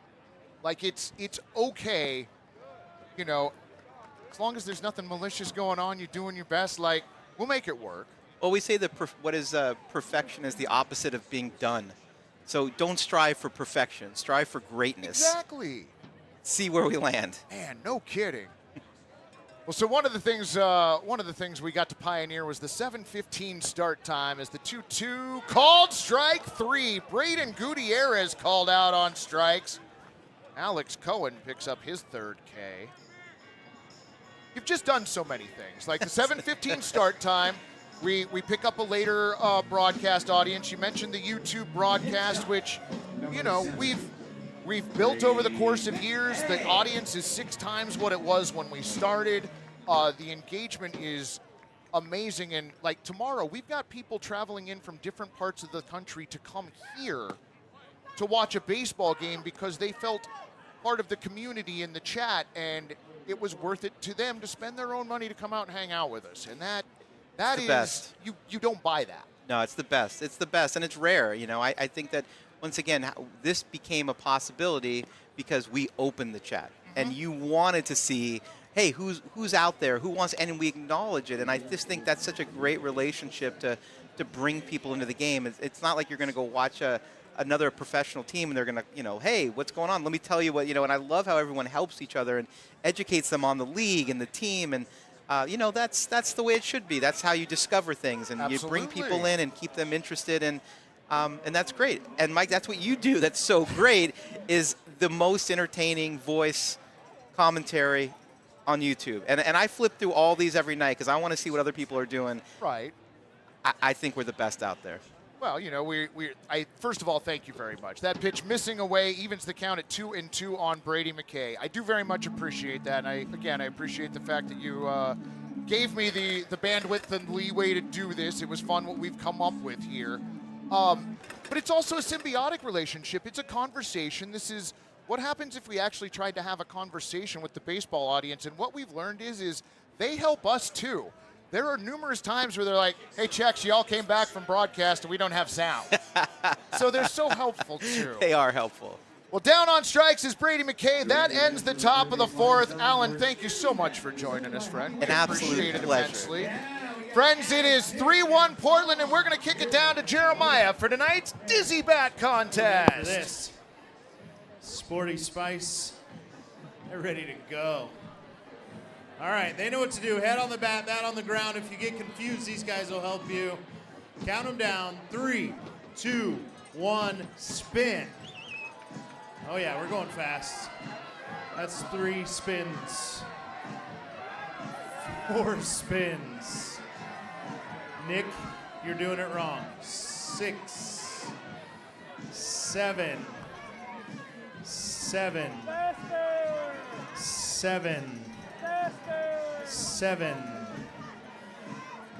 8, 9, 10, go. Oh, you're done. Nick, Adam, you're done. Tom, you're done. Nick is up. Nick is up and he's running. Tom, you got to get over here. Adam, you got to get over here. Look at him go. Look at him scatter. Nick already has the kombucha. Big win for Nick. Tom, you're a trooper. You love to see it.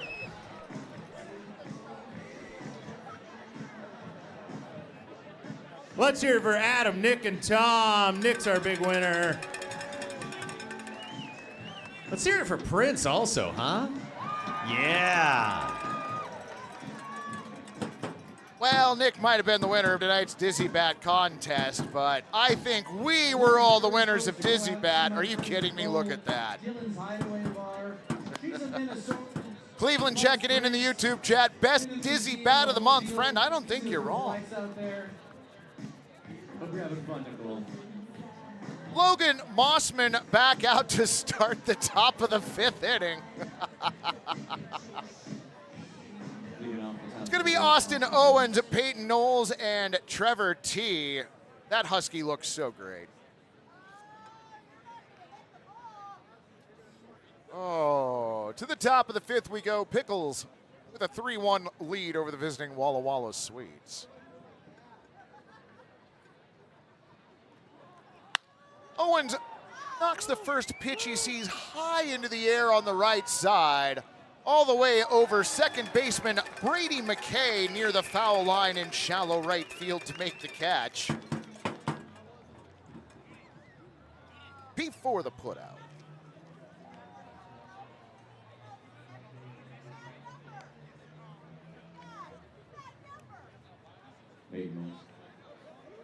My friend Mookie Adelman checking into the YouTube chat. Howdy, friend. Glad you could join us tonight. It's the West Coast League Game of the Week, friend.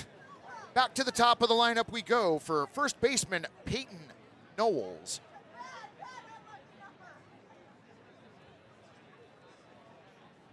Pitch on the way to Knowles, in for a strike at 89, 0-1.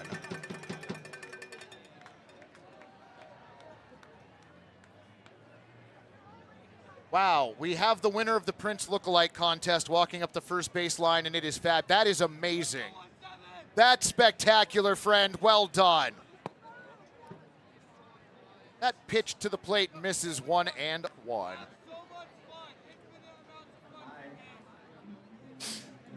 Also, well done by Carson catching that. Carson working camera on the first base side for us tonight.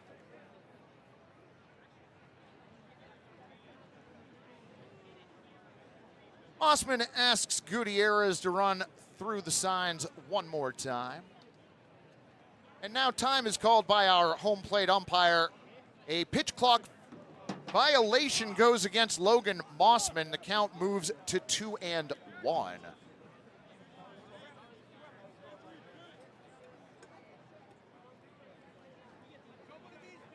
Mossman's 2-1. A little bit up, ball 3.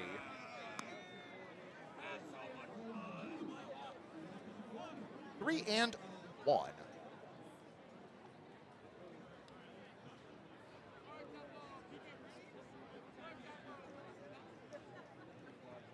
Logan's 3-1. Nice pitch. 89 just at the bottom of the zone, moves the count full.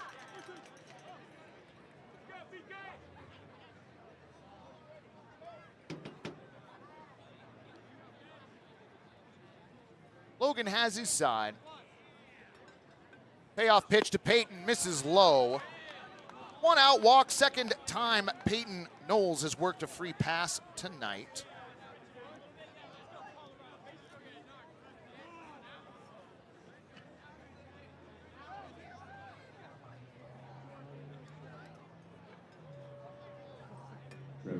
So Peyton Knowles has run his walk total now to 27 as Trevor T checks in. Dylan versus Dave's hot chicken race coming up before the top of the 6th. Mossman comes set, pitch on the way. Swung on and line down the left field line, but foul.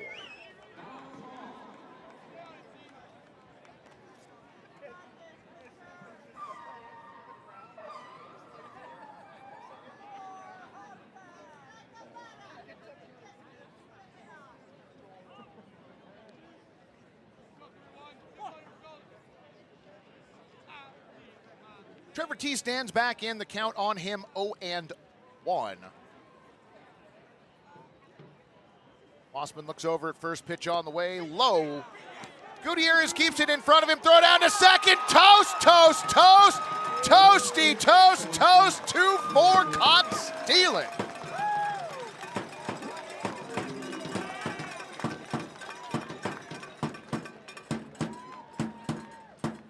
That's my favorite kind of toast. So 2 away for Trevor T now.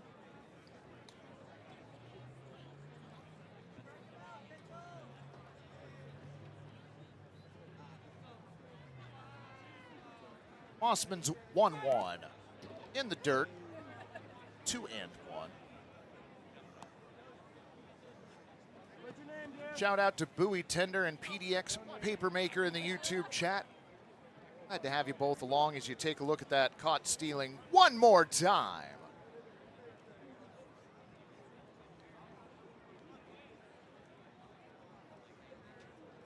Mossman's 2-1 on the way.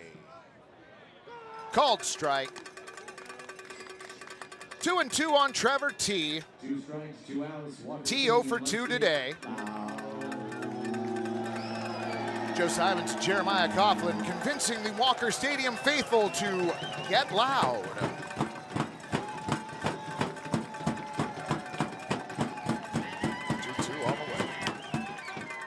Little check swing, swing down the first base line. MD takes it to the bag himself, 3 unassisted, and that, friends, does it for the top of the 5th. No runs, no hits, no errors, and no body left. To the bottom of the 5th we go. Portland 3, Walla Walla Sweets 1. Manzardo, he's kind of a special pick. 0-2. Manzardo hits it in the air. Deep to right field. And it is 3 home runs in a row for the Portland Pickles. Kyle Manzardo, his first career postseason home run.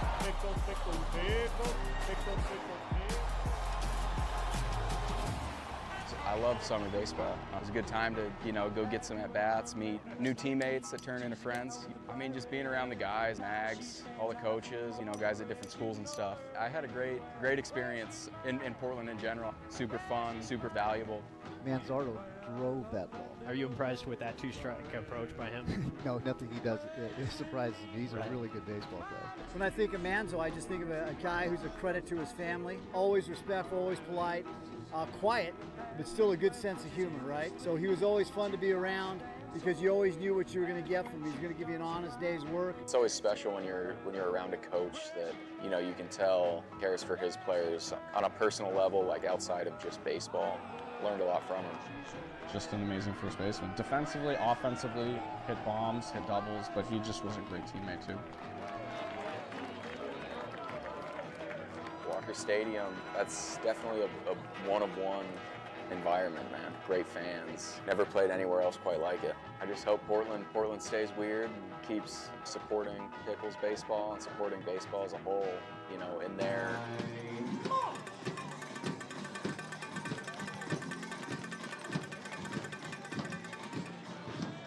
To the bottom of the 5th we go. Kai Malt, Cody Niedowitz, and Elijah McNeil for the Pickles.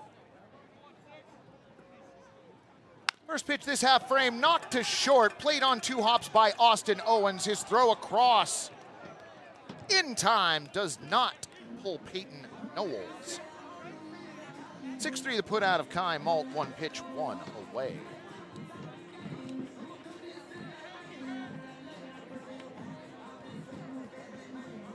Number 12, Cody Niedowitz. Left fielder Cody Niedowitz. Wow, excuse me. Cody Niedowitz 0 for 1 today.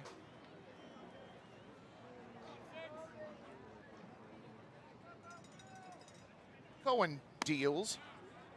Pitch a breaking ball that doesn't break all the way. In at 78, 1-0.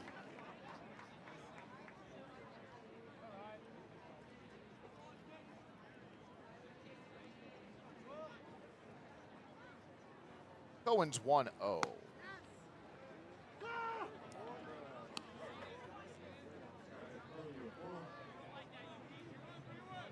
A called strike to even the count, 1-1. The over-under for tonight's game set at 313. Doing okay so far. The 1-1 in the dirt. Bounces away from Jalen Kennedy.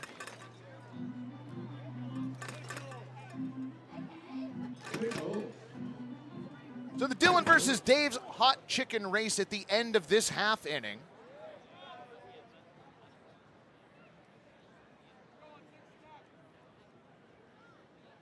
Cohen brings in the 2-1, check swing. Pitch misses up. Did not go, 3-1 the count.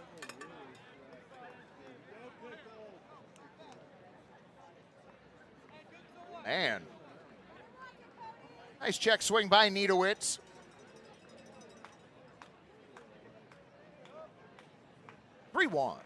Up ball 4. Niedowitz a 1-out walk, second free pass. Cody has worked tonight.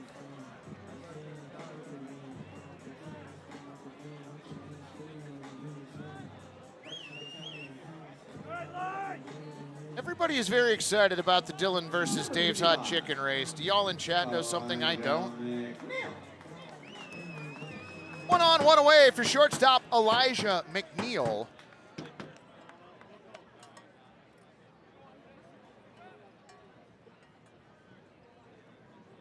Cohen has his sign, his pitch. Well away, nice grab by Kennedy. 1-0.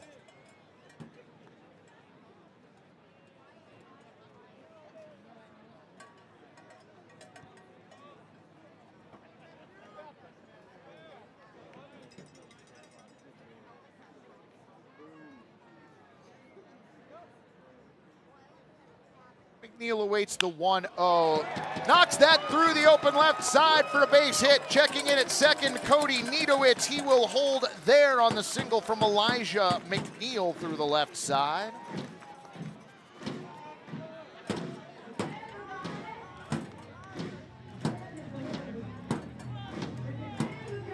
Coming to the plate with number 29 on his back, but number 1 in your heart.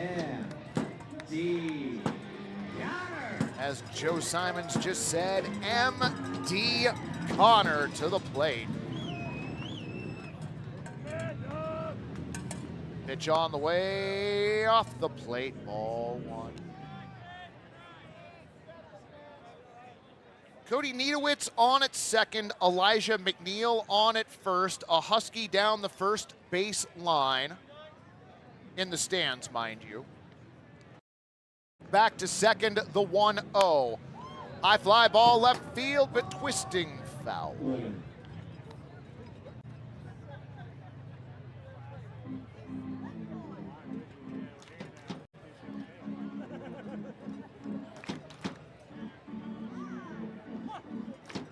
One and one the count on Connor. Cohen has his sign, comes set at the belt. Checks second. Now the 1-1. Off the end of the bat into left field for a base hit. That'll get everybody 90 feet. M.D. Connor pokes a single to left. That moves Elijah McNeil down to second. Cody Niedowitz to third. Bases are brined with 1 out here in the bottom of the 5th.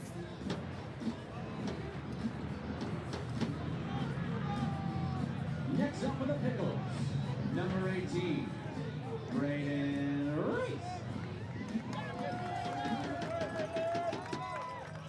Niedowitz at third, McNeil at second, M.D. Connor at first, Braden Reese, your designated hitter at the plate. First pitch in the dirt, nice stop by Kennedy, 1-0. Right now for purchase. Get you some readaway contest here. Let's go, Pickles. 1-0 the count on Braden Reese. Runners get their short leads. Peyton Knowles crashing in over at first. The pitch swung on, hit to second. Over to short for 1. The relay to first in time. 4-6-3 double play, and that will end the threat for Portland here in the 5th. No runs, 2 hits, no errors, and 1 runner left. To the right field fence we go for the Dylan versus Dave's Hot Chicken race.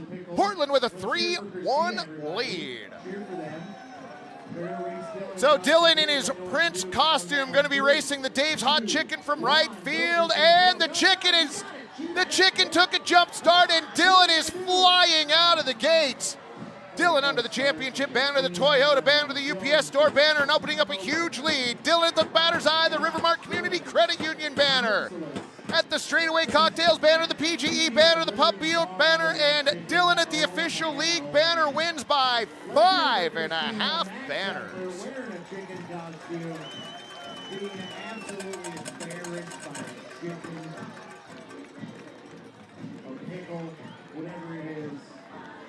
Let's hear it for Christina, everybody.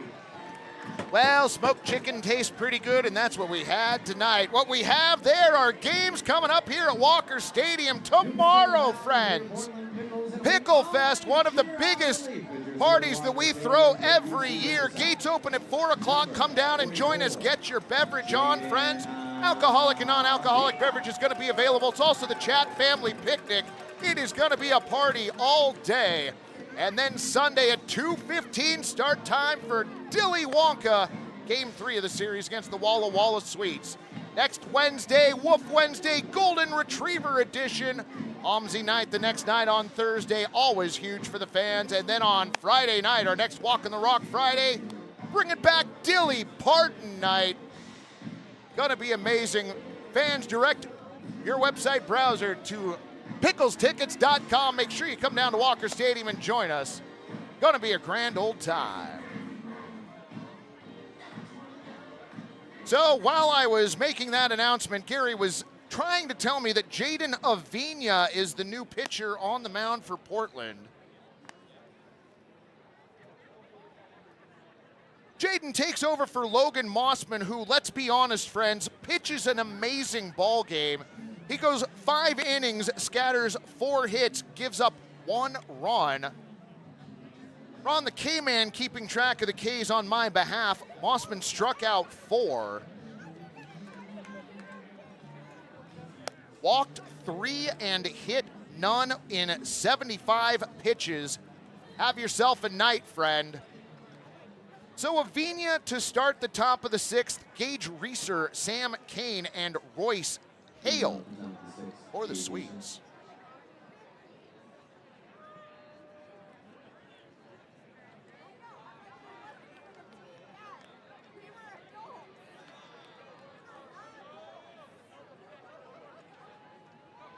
Avina's first pitch of the ball game swung on and missed, 90 on the gun. The pitch likely a low, 0-1.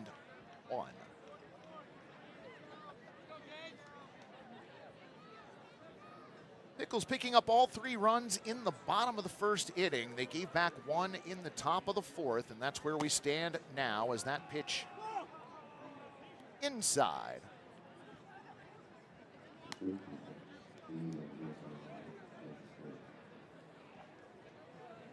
Reeser doubled in the first.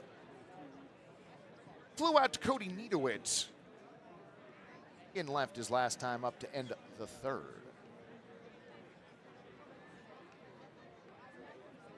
Wide in the 1-1. Off-speed pitch misses. Count 2-1. Trees swaying in center field, likely to the soundtrack of Prince that Fig has been spinning all night at Walker Stadium. 2-1.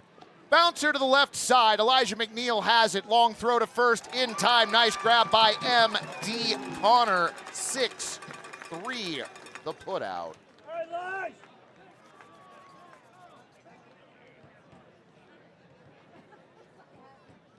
McNeil has played a great shortstop all season for Portland. It is no question that he was an all-star. So center fielder Sam Kane to the plate.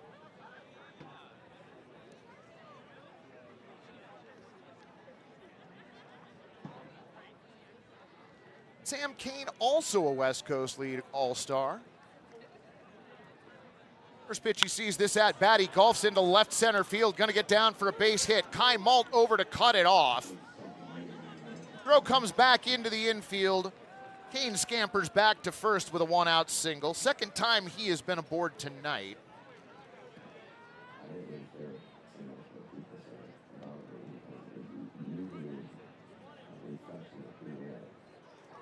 So with 1 on and 1 away, designated hitter Royce Hale back to the plate.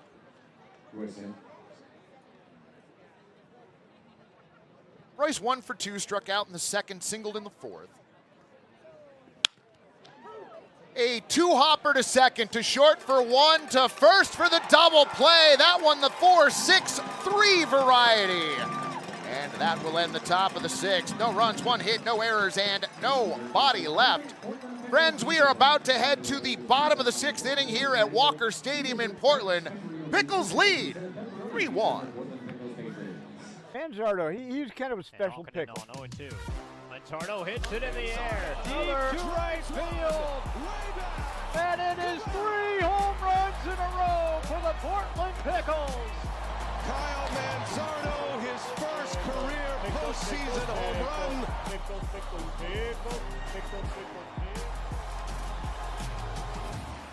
I love summer baseball. It was a good time to, go get some at-bats, meet new teammates that turn into friends. I mean, just being around the guys, Mags, all the coaches, guys at different schools and stuff. I had a great experience in Portland in general. Super fun, super valuable. Manzardo drove that ball. Are you impressed with that two-strike approach by him? No, nothing he does. It surprises me. He's a really good baseball player. When I think of Manzo, I just think of a guy who's a credit to his family. Always respectful, always polite, quiet, but still a good sense of humor, right? So he was always fun to be around because you always knew what you were going to get from him. He was going to give you an honest day's work. It's always special when you're around a coach that, you can tell cares for his players on a personal level, like outside of just baseball. Learned a lot from him. Just an amazing first baseman. Defensively, offensively, hit bombs, hit doubles, but he just was a great teammate too. Walker Stadium, that's definitely a one-of-one environment, man. Great fans. Never played anywhere else quite like it. I just hope Portland stays weird and keeps supporting Pickles baseball and supporting baseball as a whole. Pickles, number 1, drafted. Friends, welcome back, both those of you watching on our YouTube broadcast and those of us watching on the West Coast League Game of the Week. Grafton Stroop, Caleb Duncan, and Braden Gutierrez here in the bottom of the 6th. The first pitch from Alex Cohen over for a strike. 0-1.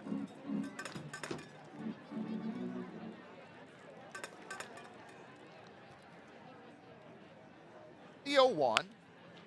Bouncer back up the middle, off the pitcher, throw to first, not in time. Grafton Stroop hit a grounder up the middle. It bounced off of Alex Cohen. Gage Reeser was able to make the play, got the throw over to first, but not in time. We take another look at that again.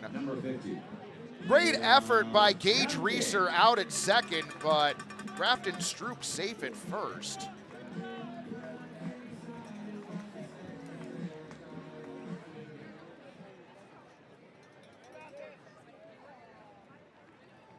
So Cohen to face Caleb Duncan now. Duncan squares around to bunt, pulls it back, the throw to first, and back standing is Grafton Stroop.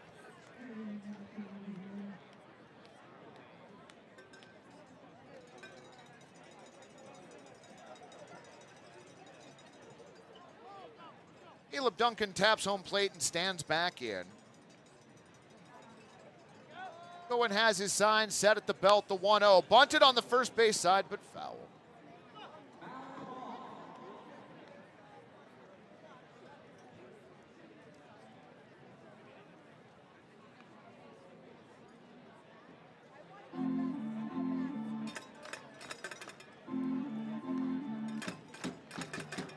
Caleb Duncan stands back in.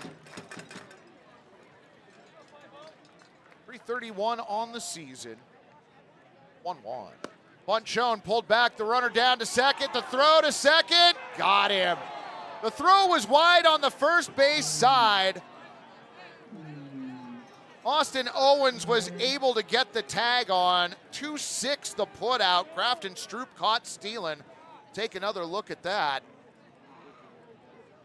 Yep, great tag. Right before Grafton Stroop could touch second base, 2-6 caught stealing. So the 1-2 to Duncan swung on and missed. Duncan down on strikes. Alan Cohen records strikeout number 5. Excuse me, Alex Cohen. Number 89, Braden Gutierrez. 2 away now for catcher Braden Gutierrez. That pitch swung on, knocked into left center field, drops in front of Sam Kane for a 2-out single. So Gutierrez aboard for the first time tonight.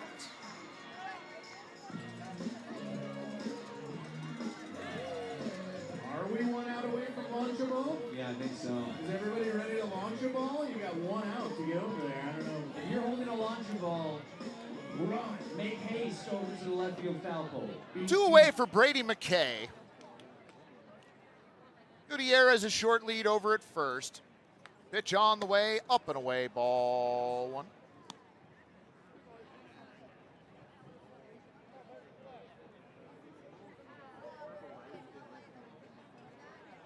McKay steps back in, Cohen stares in for a sign, has it.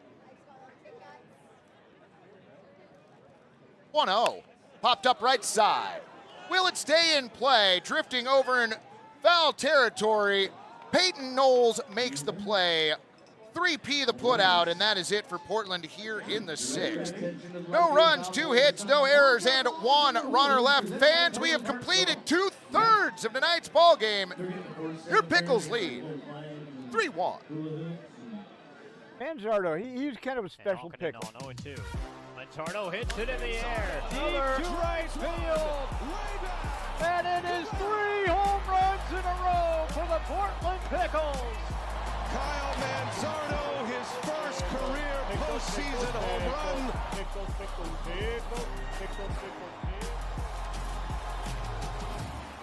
I love summer baseball. It was a good time to, go get some at-bats, meet new teammates that turn into friends. I mean, just being around the guys, Mags, all the coaches, guys at different schools and stuff. I had a great experience in Portland in general. Super fun, super valuable.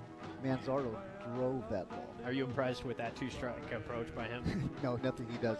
It surprises me. He's a really good baseball player. When I think of Manzo, I just think of a guy who's a credit to his family. Always respectful, always polite, quiet, but still a good sense of humor, right? So he was always fun to be around because you always knew what you were going to get from him. He was going to give you an honest day's work. It's always special when you're around a coach that, you can tell cares for his players on a personal level, like outside of just baseball. Learned a lot from him. Just an amazing first baseman. Defensively, offensively, hit bombs, hit doubles, but he just was a great teammate too. Walker Stadium, that's definitely a one-of-one environment, man. Great fans. Never played anywhere else quite like it. I just hope Portland stays weird and keeps supporting Pickles baseball and supporting baseball as a whole, in their very unique.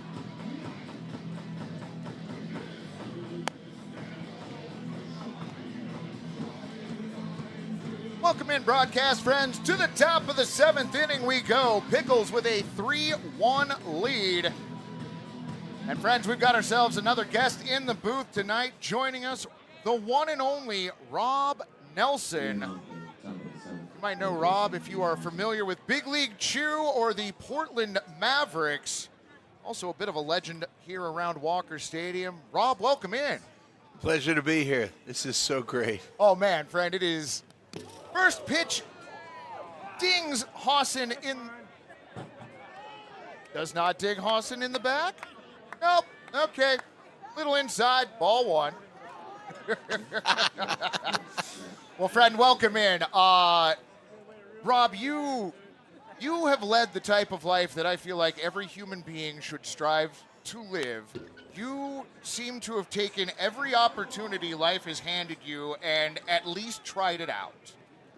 Yeah, I feel very lucky. My 2 older brothers, Ed and Harry, for the longest time called me Lucky Lefty, and so I'm grateful. No question. We're going to get into this here in just a second. The 1-1. That one was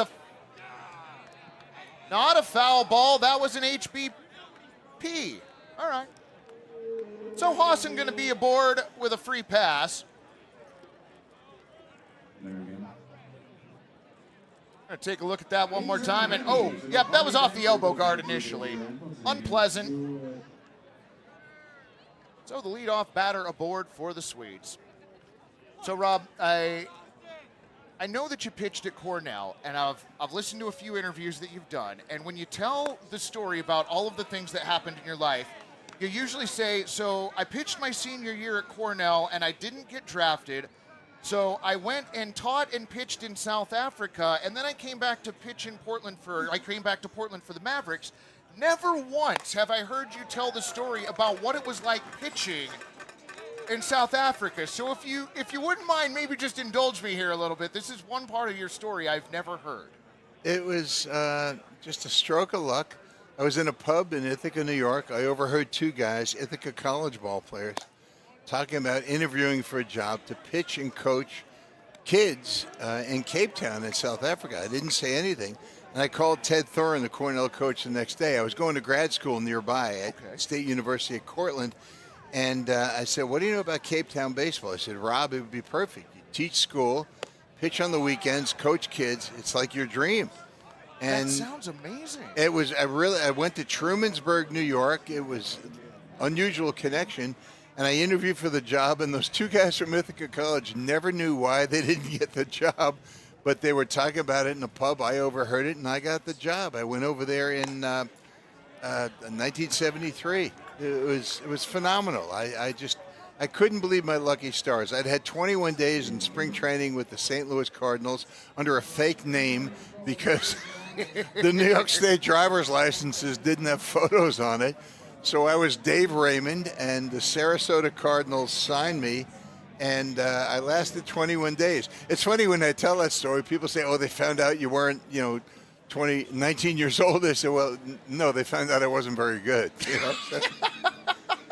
Okay, yeah, but again, all of your stories have so many facets to it, and I love that every time you recount it, it's a different telling, but don't forget to tell the fans who your bullpen catcher was. Well, in fact, he wasn't the bullpen catcher. He was the starting catcher. Randy Poffo, lean, really nice guy. And I was warming up during the tryouts, and Bobby Dews was the skipper, and I was cranking up. It was a morning. It was like May 1, and I'm thinking I'm throwing the ball pretty hard, and I never threw hard at Cornell. I struck out 3 guys a game, over 7 innings, and I'm thinking this to myself, and he says, all right, son, crank it up a little bit. And I said, I got nothing left. So I'd move the ball over one seam, and I was throwing sliders, but Randy thought I was throwing fastball, so it was like a late-breaking fastball, but it was really a breaking ball. And so I remember him nodding his head and saying, like, Skip, this is not bad. It's pretty good late movement. So then he said to me, all right, throw that again. And I did it again. And he said, how do you hold that pitch? And I lied, like it was a 2-seam fastball. And they said, okay, we'll sign you. May 1, 1972 to May 23. It's like my private holiday. But Randy Poffo, I would be getting hit like a piñata it was extended spring training, and he would come out and say, Dave, just get the ball down a little bit. You're doing okay. He never came out and said, why did they sign you? You're god-awful. And I always loved that about him. And it was like maybe 7-8 years later I found out that Randy Poffo became Randy Macho Man Savage. I was so happy for him. That is absolutely amazing. Did he have any of the boisterous personality that he had to go on to have when he was a professional No, wrestler? he was a humble guy. He came out once and he said, Dave, do you have a cold or something? And I said, why, is the ball not moving? He said, no, there's this green stuff on the ball. And I went behind the mound. I went to the Rosenbeck and I said, listen, I'm putting nose coat under my cap. I'm loading up the ball. I'm about to be released. And Randy looked at me like I'd robbed a bank. And I said, don't tell anybody. I'm going to get fired in like 2 days. And he never told anyone. He was as gracious as could be. I was happy. His dad had been a professional wrestler in the 50s, and he got Randy into the game. And his brother, I think his brother's an equally interesting story, Leapin' Lanny Poffo. Leapin' Lanny Poffo was like the Washington Generals against the Globetrotters. He was the guy who got beat up by the other guys. But they both had long careers. Sadly, they're both gone. Oh, that's a good bunt. That was a great bunt, put the game in motion, and unfortunately miscommunication on the Pickles infield. Jalen Kennedy, an infield single as seemingly the Portland Pickles defense afraid of that bunted ball. Gunnar Geil down to second, Gaines Hawson to third. Bases full of Sweets now. What's interesting about that play is the pitcher broke for third because that's where you think the bunt's going to go, right. And he bunted it right back to the pitcher. He kind of outdumbed the opposition. It was a terrific play. Man, just Pickles right got in this. no man's land. Absolutely. So bases packed, nobody down, and Austin Owens hit by the first pitch thrown, and that will walk in a run. Gains Hawson in to score.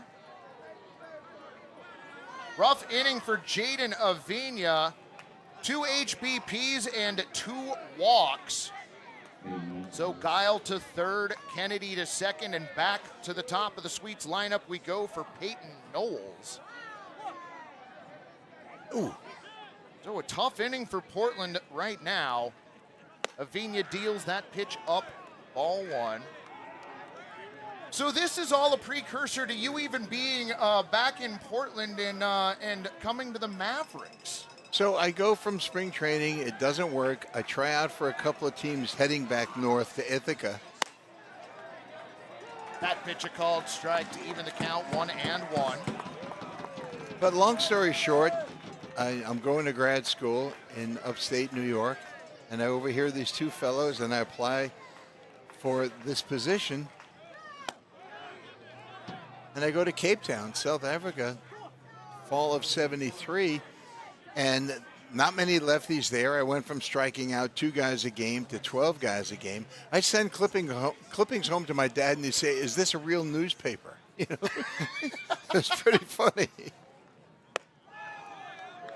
So But how long were you there before you ended up back here? Well, I did 3 seasons in Cape Town. Okay. I took a team back. I convinced the South African baseball board to let me bring a team back in 1976. A bunch To of the States? Yes, recent college graduates. I had the nerve to call the team the American Eagles.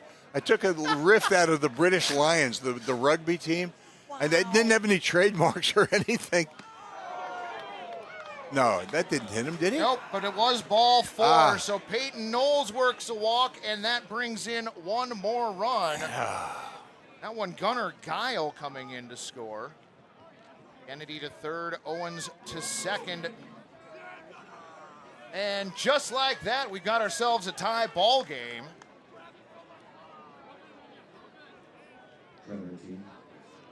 So Trevor T now, bases still loaded, still nobody out.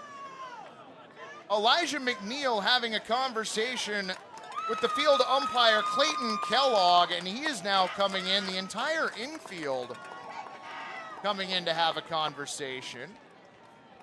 So interesting development here.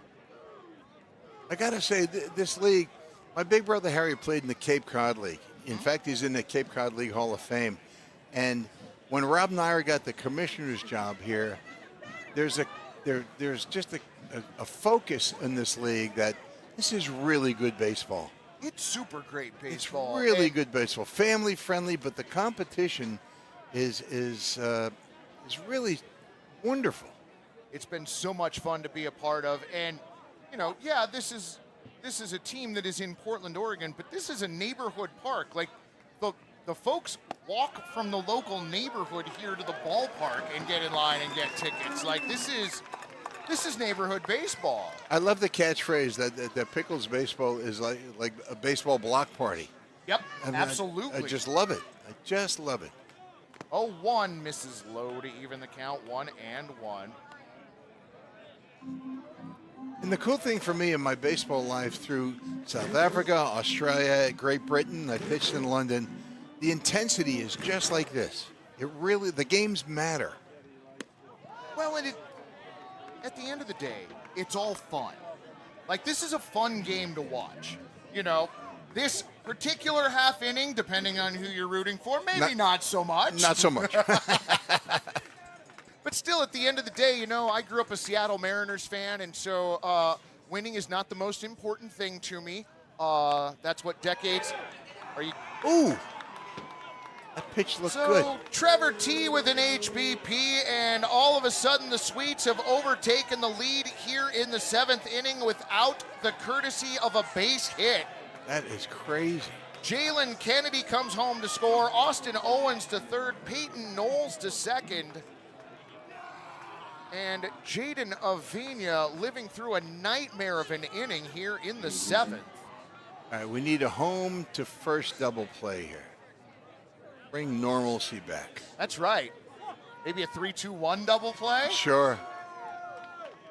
Not one you see terribly often. Avina to Gage Reeser away, ball one.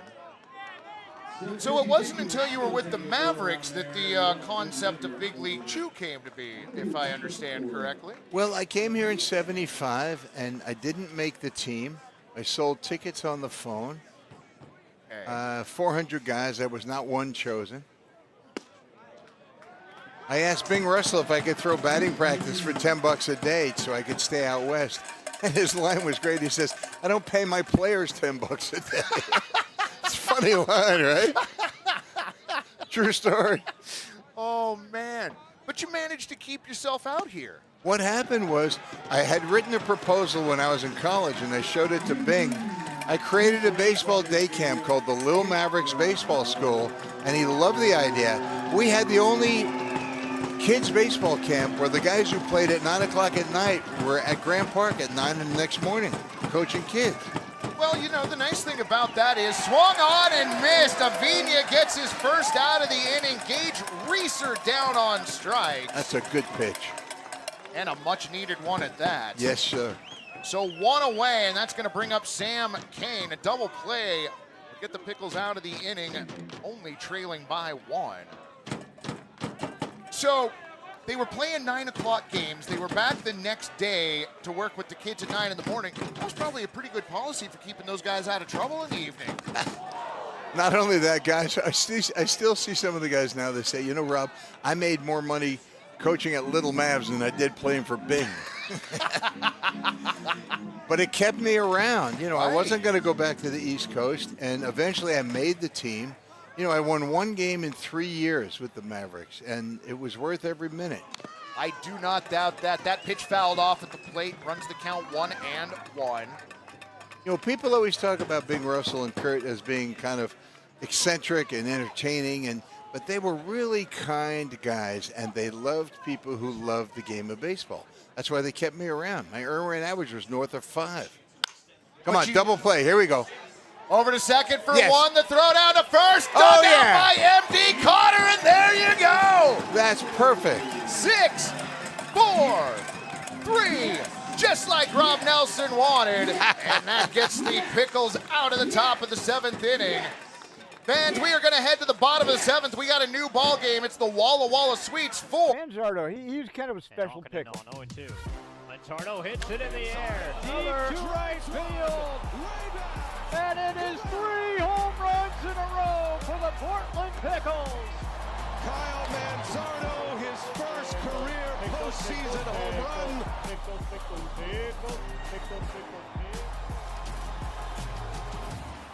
I love summer baseball. It was a good time to, you know, go get some at-bats, meet new teammates that turn into friends. I mean, just being around the guys, Mags, all the coaches, you know, guys at different schools and stuff. I had a great experience in Portland in general. Super fun, super valuable. Manzardo drove that ball. Are you impressed with that 2-strike approach by him? No, nothing he does.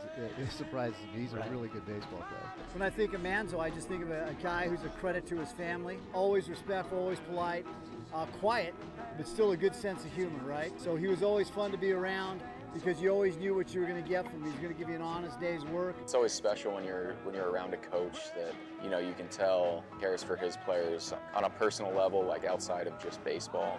Learned a lot from him.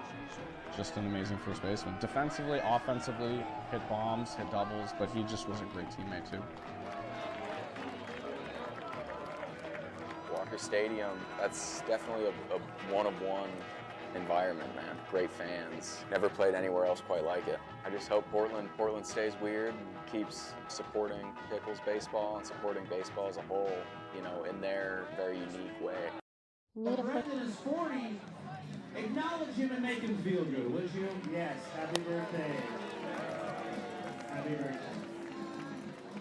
Welcome back, broadcast friends. To the bottom of the 7th inning we go. Gabe Braybeck out on the mound for the Walla Walla Sweets. Pickles trailing 4-3. It's going to be Kai Malt, Cody Niedowitz, and Elijah McNeil to try and get it back.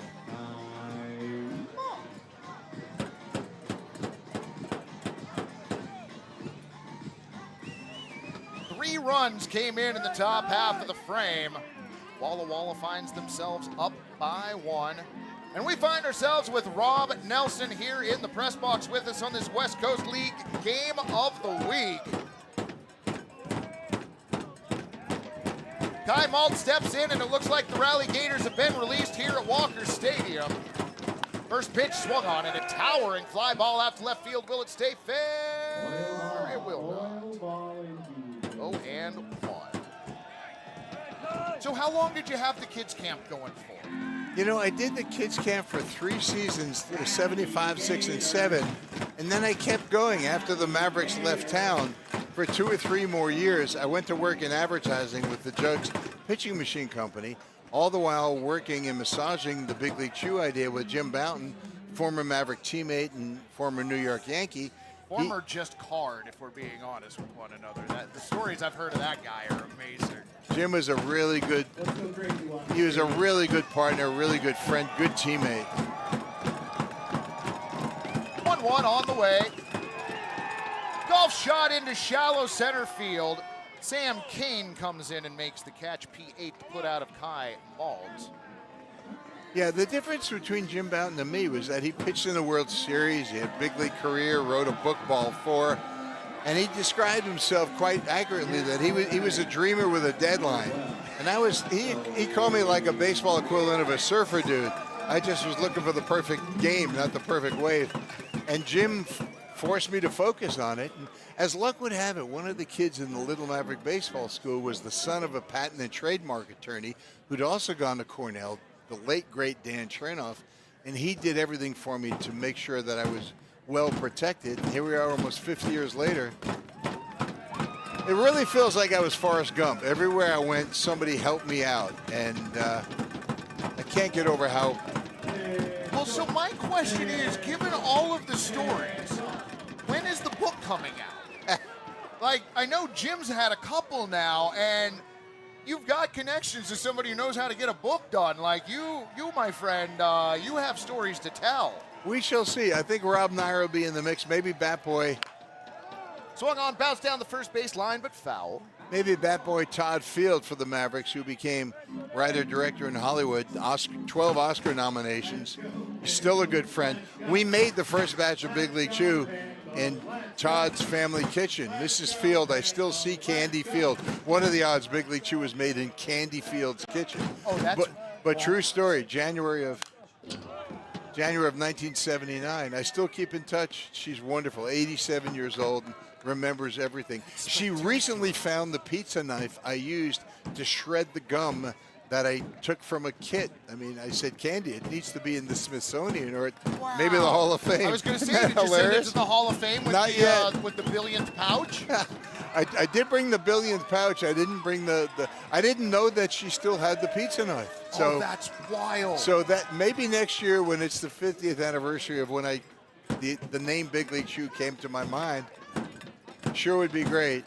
Oh, that'd be fun. The 2-2 on the way, misses ball 3. So is grape still your favorite flavor? Yeah, ground ball grape is a little more leathery for me. Okay. And now that we've got Aaron Judge on the grape pouch, it's Grand Slam grape. Okay. You know, all business right. is business, you know. Right, absolutely. Well, speaking of business, friend, as Cody Niedowitz works a 1-out walk, so Portland gets the tying run aboard. I normally don't take off my hat to show people, look but at this I am cap. a big Seattle Wow. Mariners fan, and this is my Big League Chew cap. The logo on the side? Yeah. Fantastic. I wore that specifically because we were going to be hanging out today. It's one of my favorite hats. Thank you. Absolutely. Well, man, seriously, thank you for everything. Like, the stories are insane, and you met Jordan Rowland, the man who did the documentary about the Yep. Pickles. Terrific. Maybe you should talk to him about doing your documentary. I mean, My kids keep pestering me. I'm married late, so my twins are 22. Paige is 26. So yeah, it's probably in the works. well, I certainly hope so, because I knew bits and pieces about your story, and so I wanted to do a deeper dive today so I didn't sound like a complete idiot while we were hanging out. No, you did great, man. And just the number of stories you could tell is wonderful to me, and it is great to be in the presence of somebody who realizes that life only gives you so many opportunities, so you should take them when they're presented to you, and it sounds like you have a lifetime full of that. I met so many Bing Russell type people, and I'm just so grateful that this whole thing has happened. And my parents and my 2 older brothers, my mom and dad, they just gave me the opportunity. Fouled off to run the count 2-1. Basically, the opportunity to fail. You know, to not always go everywhere I went and be successful. And I'm great. Late in my career, I went to pitch in the British National League. I'm pitching against the Nottingham Pirates. I give up 3 rocket shots to start the game, and I'm 42 years old. And I go behind the mound, grab the rosin bag, and I think, well, maybe this is the end. That I've extended it as far as it can go. Then we turn a double play. We score 3 runs. We end up winning the championship, the British National League. It was crazy, and then it just kept going. I did another 7 more years. I went back to South Africa. It was wonderful. No complaints. 3-1 on the way. A called strike on the outer black at 80. Runs the count full on Elijah McNeil. He took his time on that call, didn't he? Yep. I do appreciate that he thought about it. Was right on the outer black. Good call by our home plate umpire, Jacob Fisher. Count full on McNeil. Raybeck deals. Misses, ball 4. So Niedowitz down to second. Elijah McNeil on at first. You know, that's another thing about West Coast League baseball and Pickles baseball and everything.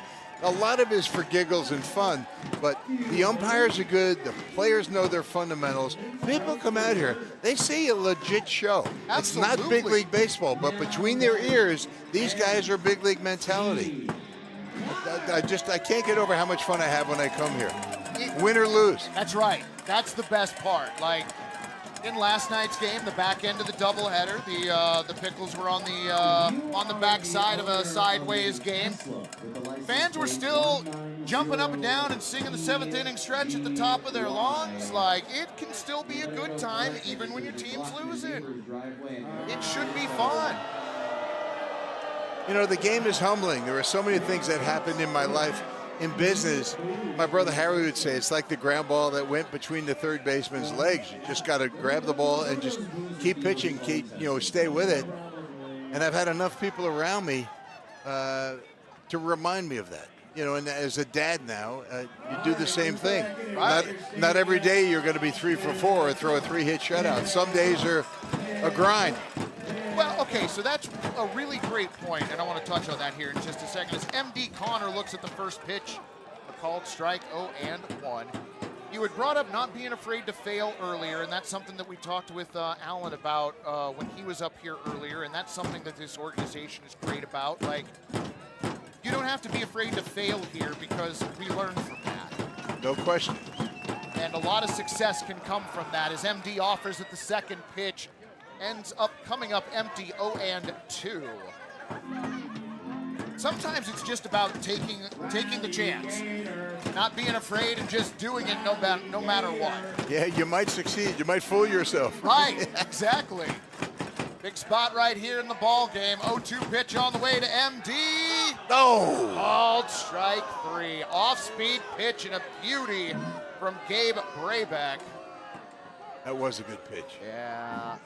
MD Connor retired for the first time tonight. And it looks like we've got a mound visit for the Sweets.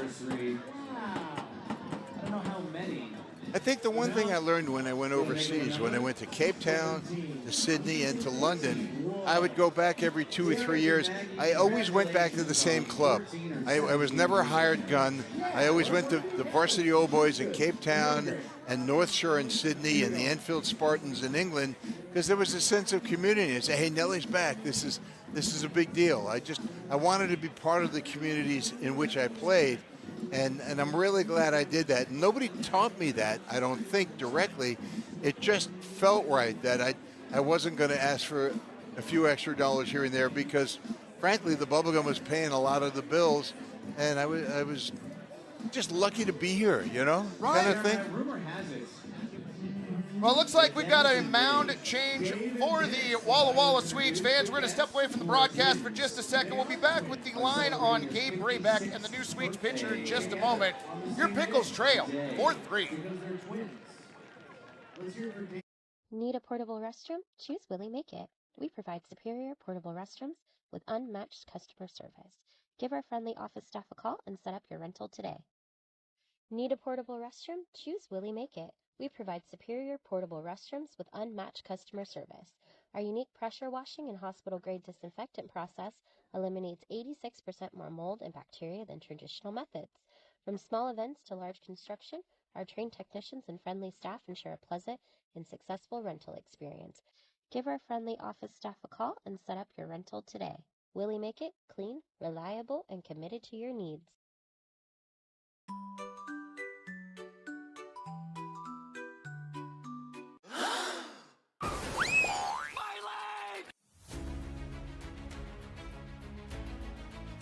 You in a pickle?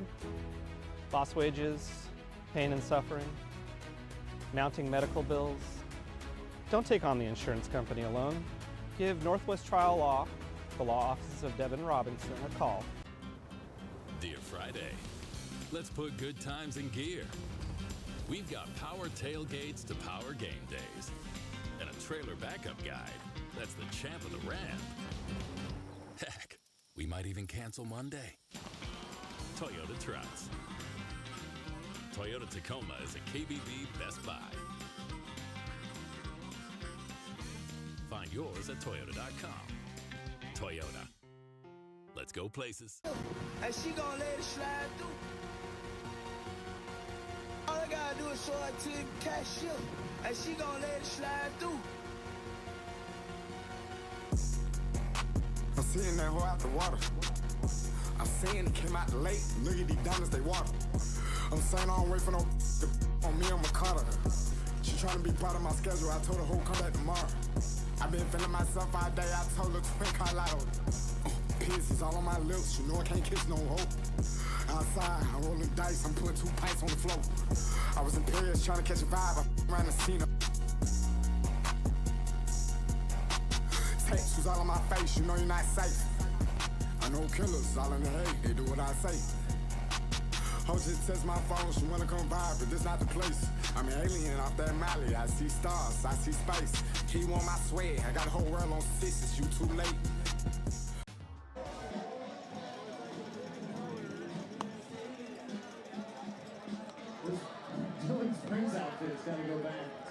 Alrighty, friends, welcome back.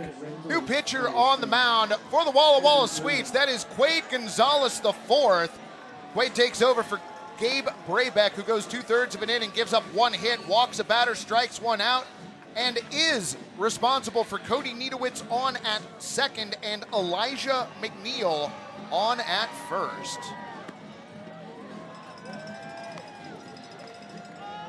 So Quade Gonzalez IV on to face Braden Reese. Pickles trailing 4-3, but threatening here in the bottom of the 7th. I love the family connection that a pitcher wants to be known as the 4th. There's a lineage that obviously matters to him, and I love that. His grandfather, you know, it's my boy. Right. Well, so the interesting thing is not the only Sweets player who has a number after the name. They also have a 3rd on here. Scroll through the lineup. I love that stuff. Right. We don't get it very often anymore. Charles Rogers, the 3rd All-Star for the Sweets, the other player of mention.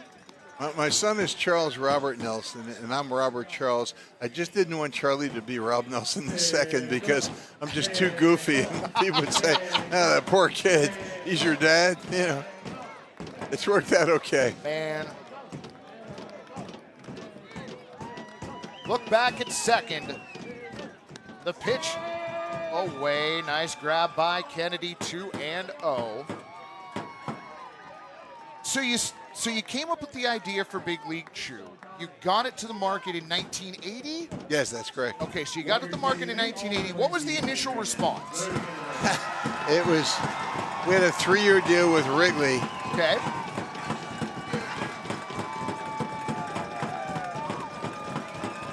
back to second, the 2-0, called strike. And in year one, they just blew the doors off it. They couldn't make enough of it. Oh, wow. No, everybody was surprised. So they tore up the deal, and we got a longer-term deal. The year after Big League Chew, the Wrigley family sold the Cubs for about $22 million. And by that time, Big League Chew was selling $18 million. It was crazy.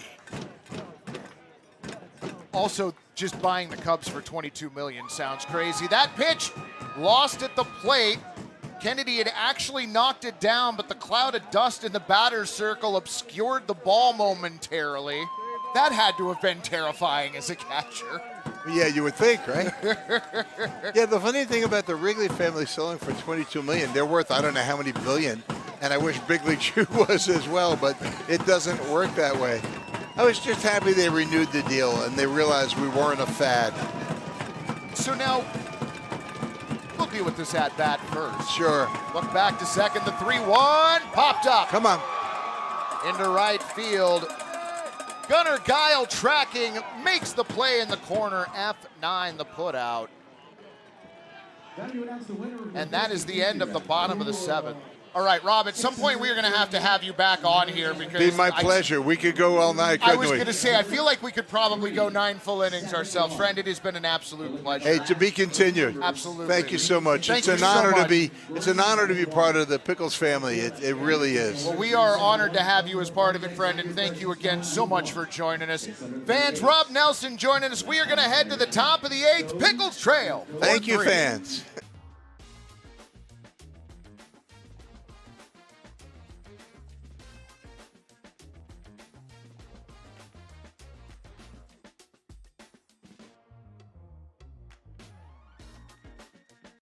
So you're starting a new adventure, but you can't be an expert at everything.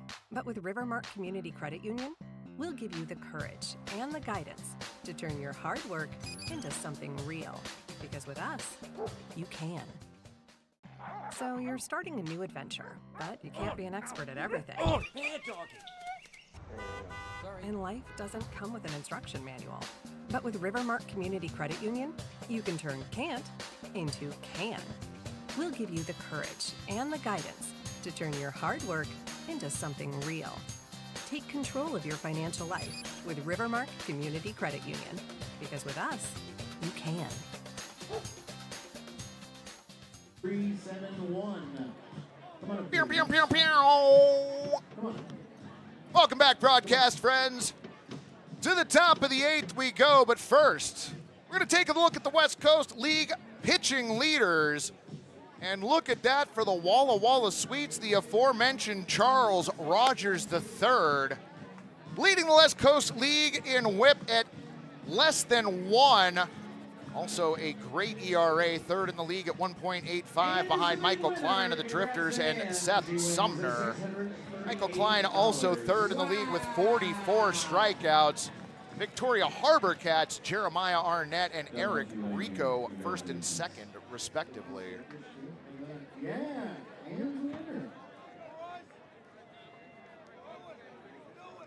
Royce Hale gains Hosson and Gunnar Guile. First pitch, a called strike, 0-1.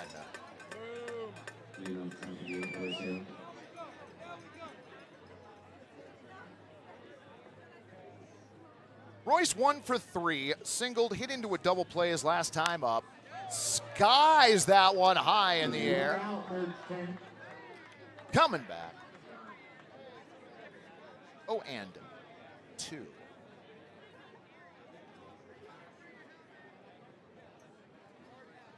Well, friends, thank you so much for making us a part of your Friday evening. Glad to have you along. The 0-2 fought off foul to the left side.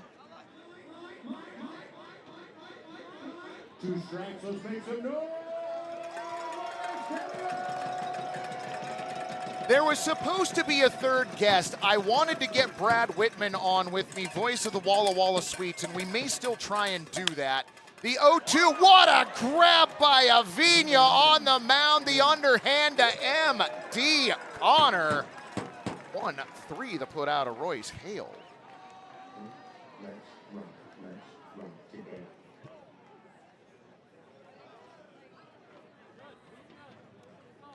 So yeah, wanted to get Brad Whitman on tonight's broadcast with me. I don't know that that's going to happen. The time here has gone much more quickly than expected. The pitch to Gaines Hawson gets Braden Gutierrez.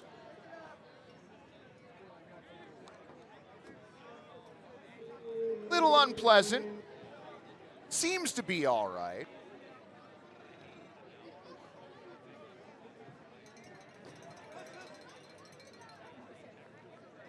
So the count 1-1 on Hawson. Gets hit with the next pitch. So Hawson hit for the second time in as many innings. That one was at 90 miles an hour.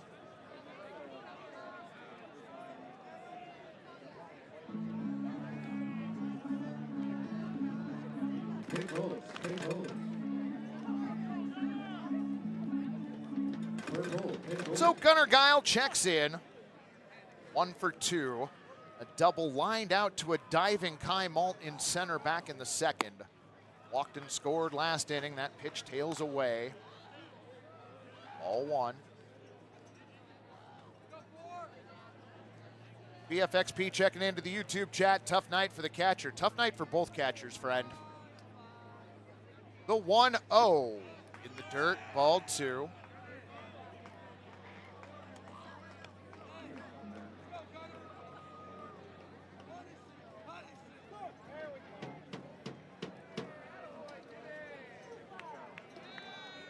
And that is the end of the line for Jaden Avina. So a 2-0 count on Gunnar Guile. Hops out of the dugout, and Avina's night is done. So friends, we will step away from the broadcast. We'll be back in just a minute with the line on Jaden Avina and the new Pickles pitcher in just a moment. Pickles still trail 4-3. The Portland Pickles are bringing you the greatest summer of baseball ever. A magical place where summer is more than sunshine, where baseball is more than a game. It's the Portland Pickles' greatest hits. Relive the magic, the mascots, and the madness of Pickles baseball. Featuring the most beloved theme nights of years past, back again for another unforgettable season. Don't miss timeless classics like Woof Wednesday, where every good boy is a VIP. What the dog do? Celebrate bold expression with Dylan's Drag Race, where the runway meets the diamond. Feel every moment on Emo Night. Vibe out on Grateful Dill Night with peace, love, and pickle-powered jams. Experience wild twists on fan favorites like 5-cent Beer Night and new theme nights like Twilight Night, destined to become a modern classic. Over 40 games, over 40 explosive and unforgettable theme nights. It's the Portland Pickles' greatest hits. Join baseball's block party starting May 27th. It's a summer of fun you won't want to miss. Visit picklestickets.com to get your tickets before they're gone. Do it now! Secret Aardvark is the official hot sauce of Portland Pickles, teamed up with your hometown team to create something legendary. It's called Buffadil. Welcome back, friends. That is Matthew Palmatier from Pacific University out on the mound. He comes in and takes over for Jaden Avina, who goes 2 1/3 innings, gives up 2 hits, 3 runs. All of those were earned.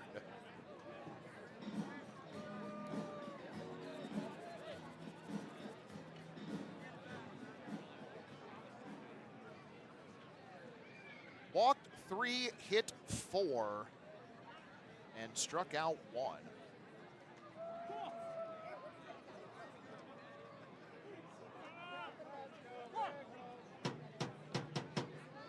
First pitch clocked in at 7:17 this evening. 2-0 pitch on the way, swung on and missed. Palmatier's first pitch, 88 miles on the gun.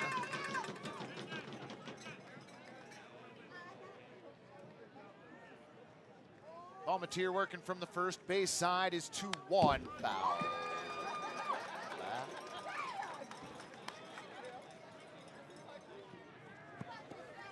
Count goes to 2-2.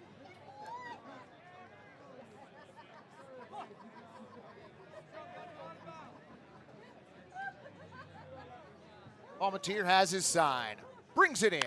Popped up left side. Will it stay in play? Grafton Stroop wandering over towards the netting in foul territory and watches it fall on the other side.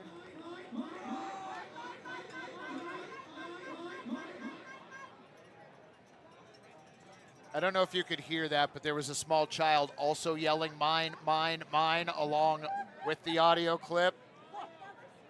Love that. 2-2 the count on Guile. Swung on and missed. So Palmatier comes in, inheriting an at-bat in which he finds himself behind 2-0. Battles back to strike out Gunnar Guile, 2 away. Gaines Hawson still over at first. Jalen Kennedy checking in. Lewis Rose is checking into the chat, asking me about the Knights, which means I should probably go through the West Coast League scores. It's been a few innings.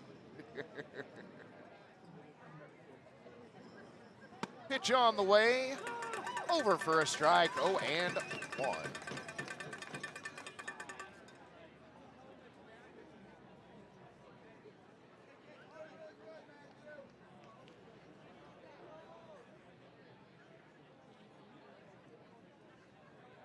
Palmatier throws over to first. MD Connor applies the tag, but Hawson back safely. Pardon me. So Lewis in Yakima Valley, the Pippins in the top of the ninth have a 12-7 lead over Corvallis. That game might be a final. Harry shaking his head no. I don't know what happened. 0-1 from Palmatier, fought off foul. Catches the very top of the netting, bounces into the batter's circle. Almost hits Jacob Fisher.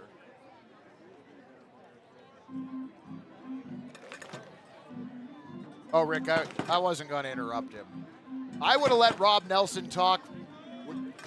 The game could have been over, and Aiden and I would have still been here hanging out until 1 in the morning, just letting Rob talk if he'd wanted to. It would have been fine.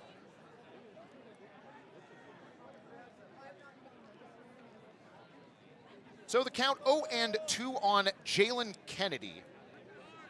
Jalen 0 for 2 on the day, did walk and score in the 7th.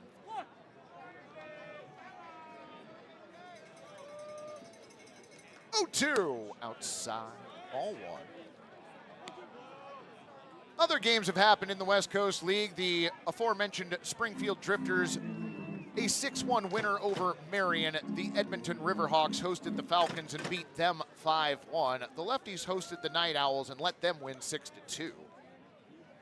1-2 up and in to even the count, 2-2. We talked about the Knights. In Victoria, the Harbor Cats fell to the Kamloops North Paws 9-5. Close game up at the RORC. The Elks trailing the Ridgefield Raptors 8-7 in the 9th. And the Apple Sox doubled up the Bells in Wenatchee 10-5. You're up to date on the West Coast League scores. The 2-2 misses low at 76 to run the count full.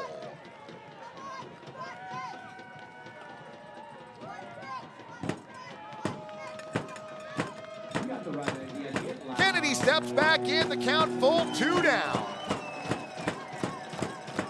Pitch on the way, swung on and missed. Back-to-back strikeouts for Matthew Palmatier, gets Guile and Kennedy to end the inning. No runs, no hits, no errors, and 1 runner left on. To the bottom of the 8th we go. 4-3 Sweets.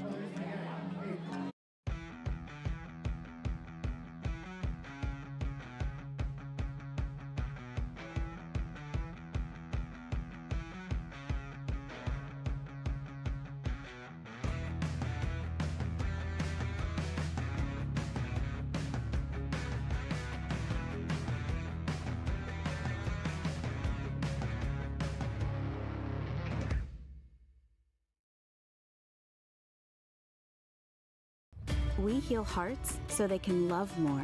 We heal bones so they can move more. And we heal brains so they can imagine more. Because every single person we serve was made for so much more. And we were made for a purpose such as this: to inspire health, wholeness, and hope. to help everyone we reach all the mores they were made for. Adventist Health, made for more.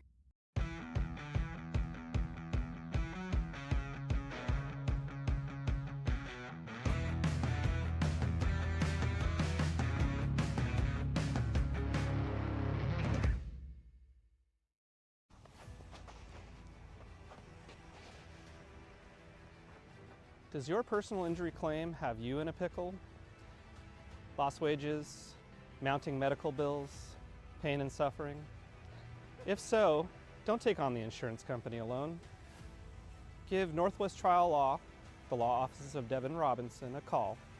Coin 6 is all about keeping you informed. Now, the all-new Coin Plus streaming app is your way of staying more connected than ever.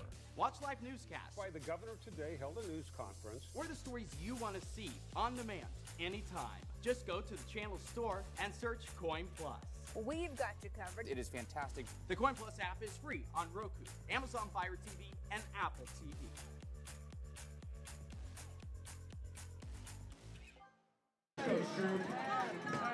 Meow, meow, meow, meow. Grafton Stroop to start us out in the bottom of the 8th. The first pitch he sees up. Ball one. During the break, ex-Tiger checking in the YouTube chat, allowing me to know that the Ridgefield Raptors were victorious against the Bend Elks 8-7. That game is a final. Swung on, one a hopper to second. Reeser has it over to first in time for 3, the put out of Grafton Stroop.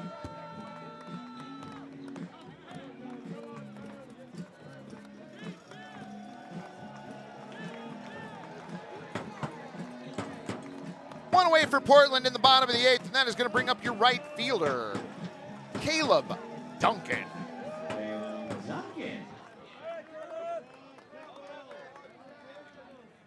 Wade's pitch. Called strike at the top of the zone. 0-1.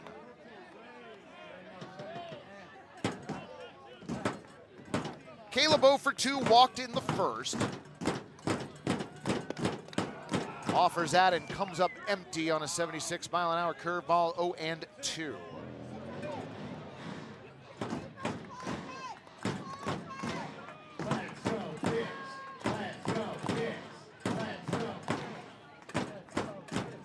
Yo, 2 inside.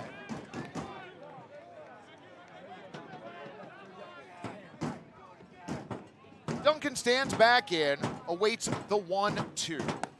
Well off the plate.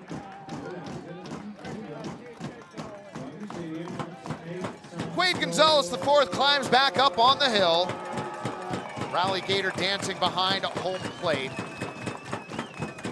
Pitch to Duncan, misses outside, ball 3. Duncan battles back, works the count full. Payoff pitch on the way, popped up. Into shallow right center field, coming racing in and making the grab on the run, Gunnar Guile.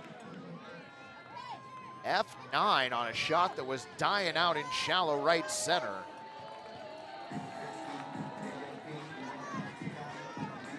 Number 89, Brandon Gutierrez checks back in, singled his last time up, watches the first pitch tail away from him at 78. Ball 1.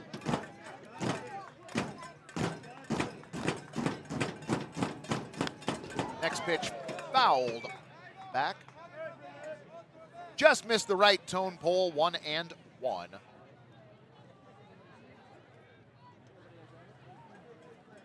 Pickle Fest tomorrow and Chat Family Picnic. Gates open at 4 p.m. Come down and join us. Get your beverage on early. It'll be a beautiful afternoon for hanging out at the ballpark. The 1-1. Swung on it.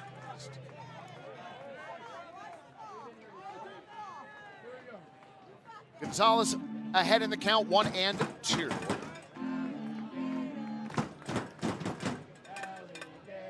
Pitch on the way, and a beauty. Called strike 3, a curveball in at 77. Gutierrez frozen in that.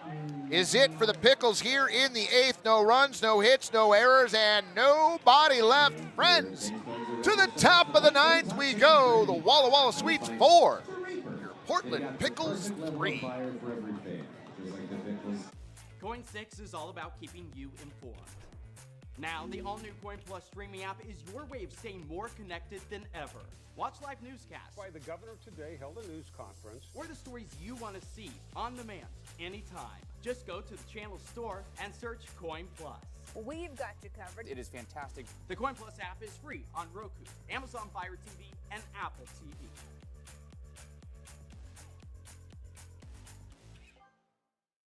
Manzardo, he's kind of a special pick. 0-2. Manzardo hits it in the air. Deep Another to right field. And it is 3 home runs in a row for the Portland Pickles. Kyle Manzardo, his first career postseason home run.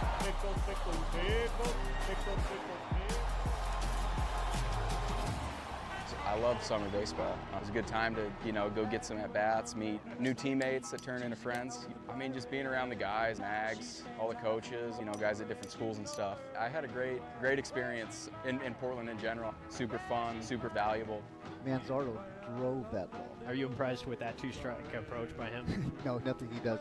It surprises me. He's a really good baseball player. When I think of Manzo, I just think of a guy who's a credit to his family. Always respectful, always polite, quiet, but still a good sense of humor, right? So he was always fun to be around because you always knew what you were going to get from him. He was going to give you.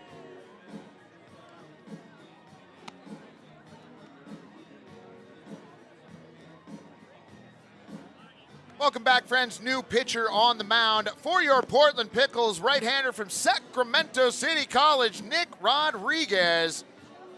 Nick takes over for Matthew Palmatier, who goes 2/3 of an inning, does not give up a hit, a run earned or otherwise. Walked no one, hit no one, and struck out the 2 batters that he faced. Take a quick look at the West Coast League second half standings. Starting play tonight, the Corvallis Knights, game and a half behind the Walla Walla Sweets. Portland 2 games back. Springfield 2.5 back. Were these updated just after tonight? Okay, I didn't think so. Just before, that's what I thought. All right. So you can see that in the second half, it has been close.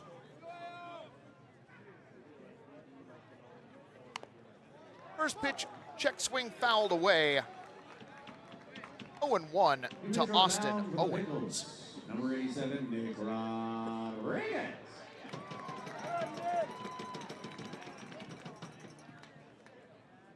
Rodriguez 0-1 outside.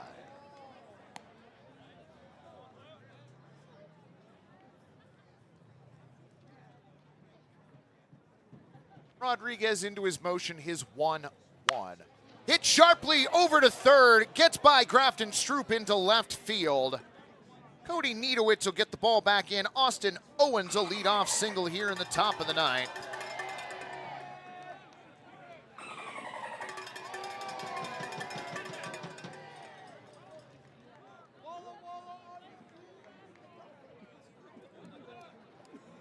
As the hour here at Walker Stadium has gotten later, the crowd has thinned out slightly. Still a good number of folks here this evening, though. An absolutely beautiful evening. Rodriguez first pitch to Peyton Knowles, a called strike at 85, 0-1.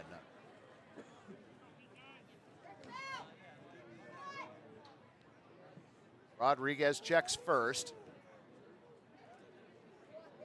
Instead is 0-1. In there for a strike. Throw down to second. A little high. The tag. Not in time. Stolen base for Austin Owens. The count moves to 0-2 on Peyton Knowles. I think the throw was in time. It was just a bit high.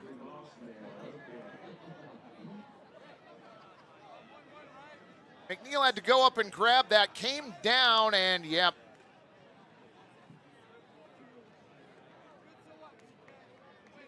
Rodriguez looks back at second before his 0-2 is fought off into the netting on the left.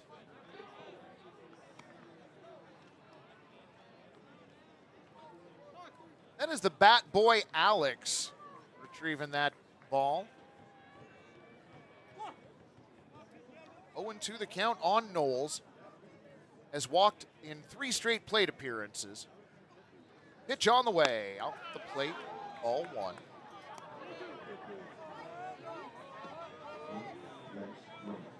Pickle Fest tomorrow. Dilly Wonka on Sunday. A special 2:15 afternoon start time.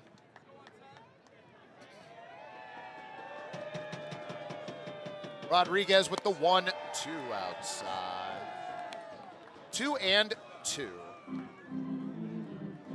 Friends, I keep forgetting to tell you this. Former Pickle Aiden Torek has been called up to the Everett Aqua Sox in the Seattle Mariners organization.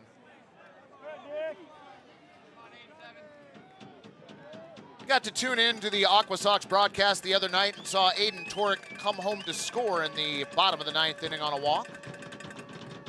3-2, swung on, hit to the right side and into right field just past Brady McKay. Quick throw in from Caleb Duncan, and Austin Owens has to hold at third. But a pair of singles and a stolen base puts runners on the corners for the Sweets, nobody out.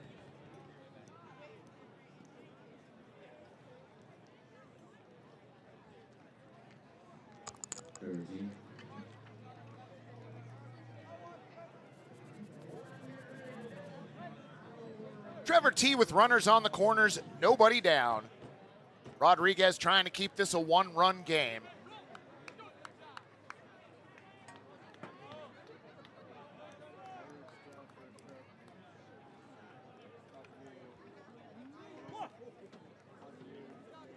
Rodriguez checks first, comes set.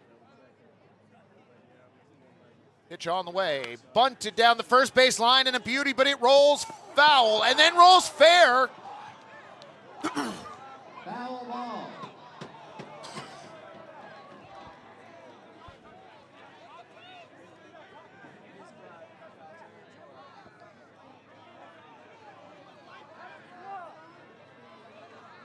So we're going to have an argument about what actually happened there. Let's consult the replay, which shows us what actually did. The ball was bunted down the first base line, rolled foul, popped over the glove of M.D. Connor.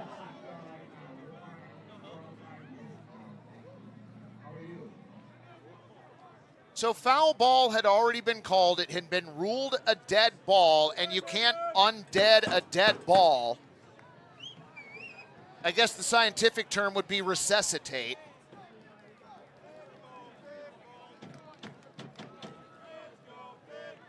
So the count 0-1 on Trevor T.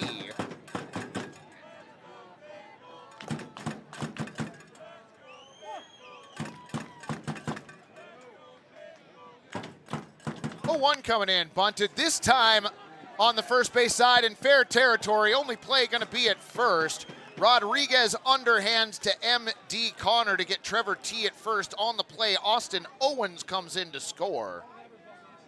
So sacrifice bunt 1-3. Moves Peyton Knowles down to second. So an insurance run in for Walla Walla. Gage Reeser to the plate.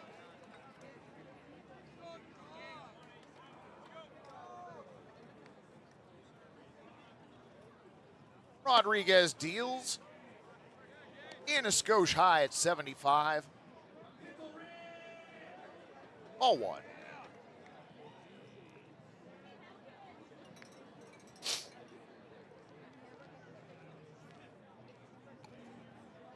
Look back at second. Once more for good measure, Rodriguez deals. In the dirt, Gutierrez keeps it in front of him. Moves the count to 2-0 on Reeser.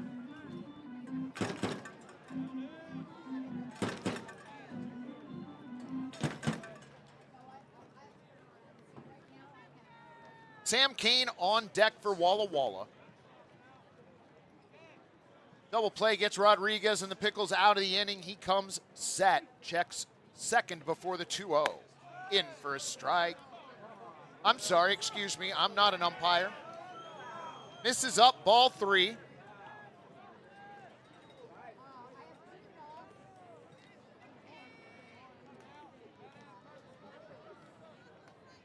Rodriguez comes set. 3-0 misses ball 4.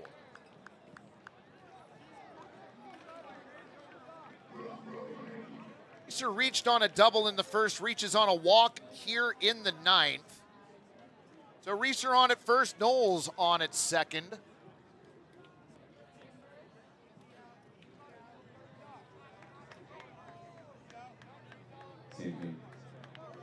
Sam Kane 1 for 3.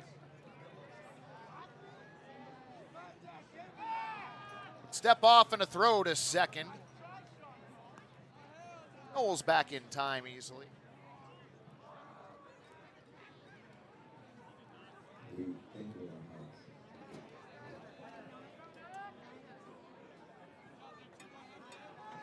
Rodriguez looking for an out. Looks back at second once more. Brings the pitch in. Up. All 1.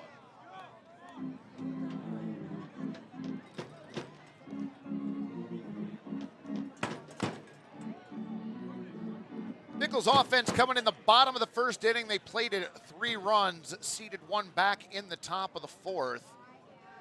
Then 3 in the 7th was the big inning for the Sweets. That pitch missing. 2-0 the count on Sam Kane.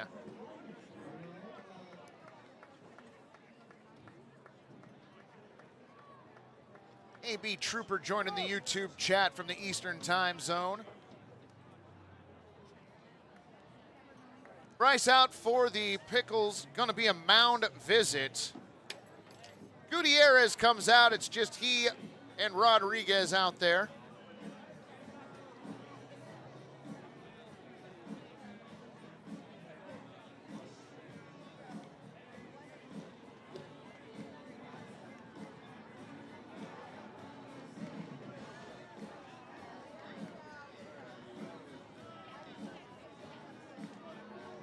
Gage Reeser on at first, Peyton Knowles on at second. Austin Owens has already come in to score.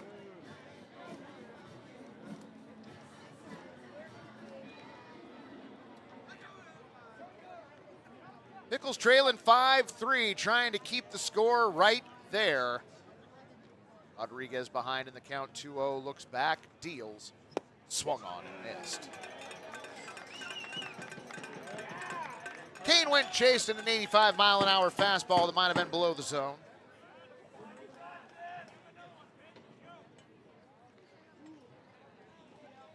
Nick comes set at the belt. Pitch. Foul. Back.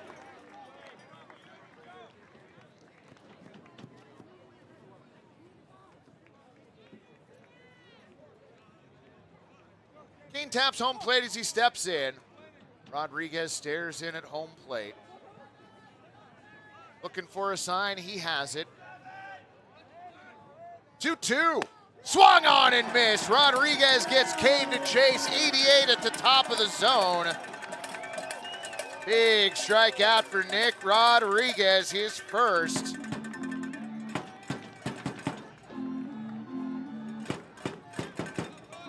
Ralphie Baseball checking in the chat.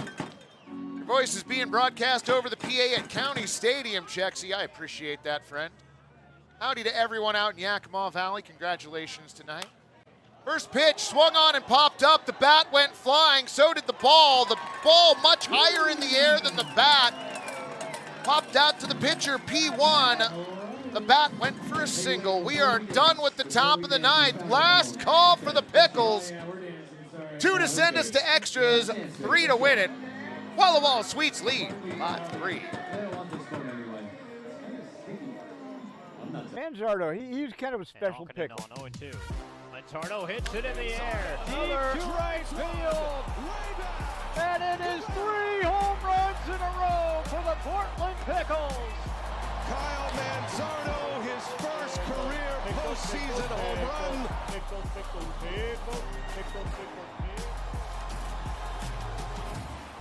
I love summer baseball. It was a good time to, go get some at-bats, meet new teammates that turn into friends. I mean, just being around the guys, Mags, all the coaches, guys at different schools and stuff. I had a great experience in Portland in general. Super fun, super valuable. Manzardo drove that ball. Are you impressed with that two-strike approach by him? No, nothing he does. It surprises me. He's a really good baseball player. When I think of Manzo, I just think of a guy who's a credit to his family. Always respectful, always polite, quiet, but still a good sense of humor, right? So he was always fun to be around because you always knew what you were going to get from him. He was going to give you an honest day's work. It's always special when you're around a coach that, you can tell cares for his players on a personal level, like outside of just baseball. Learned a lot from him. Just an amazing first baseman. Defensively, offensively, hit bombs, hit doubles, but he just was a great teammate too.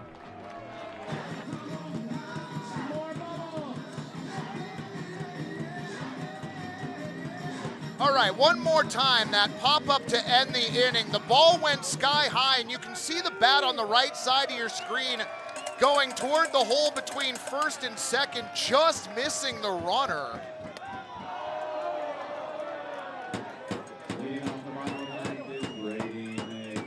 Brady McKay, Kai Malt, and Cody Niedowitz. First pitch high and inside, ball one.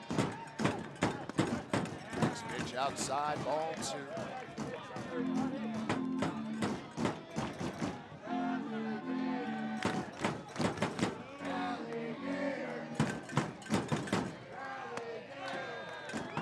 Over for a called strike at 88, 2-1.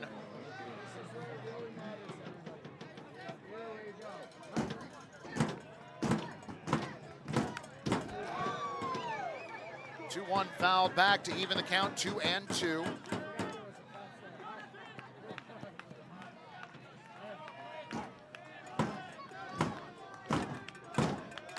McKay 0 for 3, trying to get on any way possible. The 2-2 swung on and missed. Wade Gonzalez, the fourth, strikes out Brady McKay to start out the ninth. One away. Well, fans, this is not our only game this weekend. Pickle Fest tomorrow, Dilly Wonka on Sunday, special 2:15 start time. Then this coming Wednesday, Wolf Wednesday Golden Retriever edition. Omzi night on Thursday, and next Friday, Dilly Parton night for Rockin' the Walk. Make sure you come and join us. First pitch to Kai Maltz. A called strike, 0-1.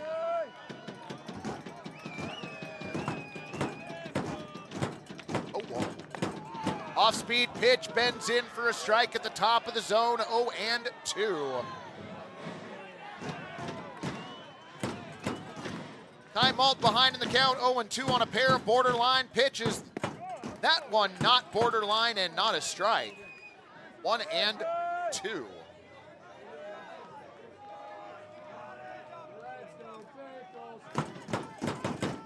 One, two. Popped up. On the infield, Gabe Reeser tracking into the outfield barely. P4 the putout, Kai Malt. And the Pickles down to their final out.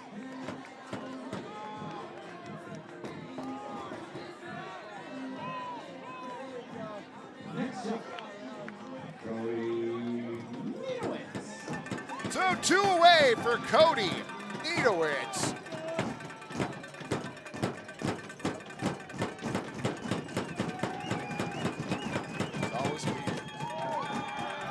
Up and away, ball one. Rally Gator. Rally Gator. Niedowitz 1 for 2. Pitch missing up, ball 2.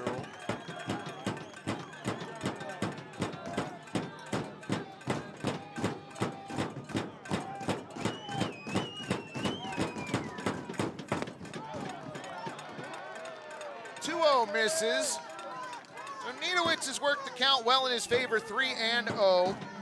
Cody has walked twice this night, also got a board on a single. 3-0. Away, ball 4.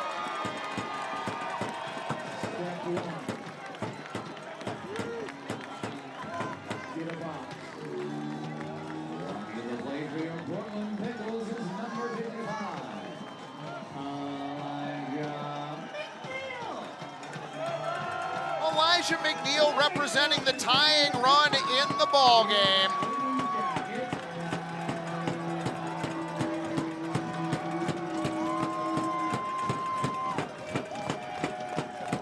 Pickles All-Star 1 for 2 tonight with a pair of walks. Gonzalez checks first and comes set. On the way, outside, gets away from Kennedy. Cody Niedowitz down to second. Just gets in as a quick throw from Kennedy behind the plate. Cody Niedowitz takes second on the wild pitch.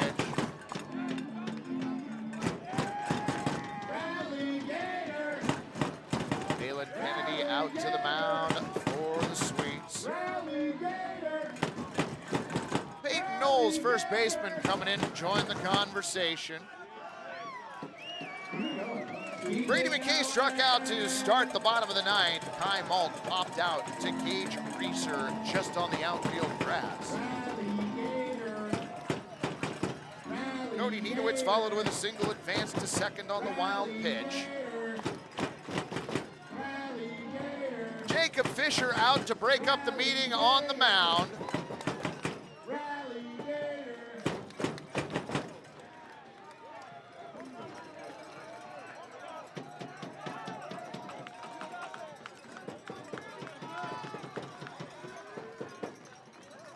Come on, Walker Zane, you got it, you got it.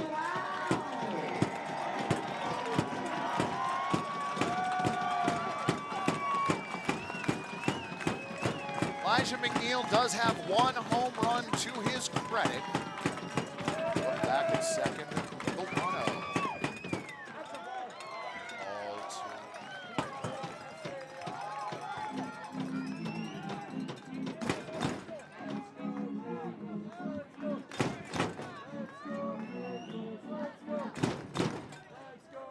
Ball Wade Gonzalez, the fourth, comes set. Checks second before his 2-0. Called strike.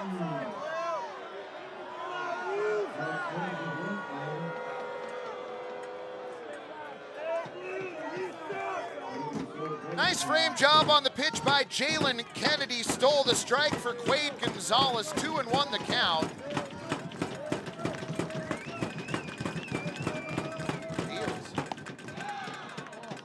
Outside, ball 3.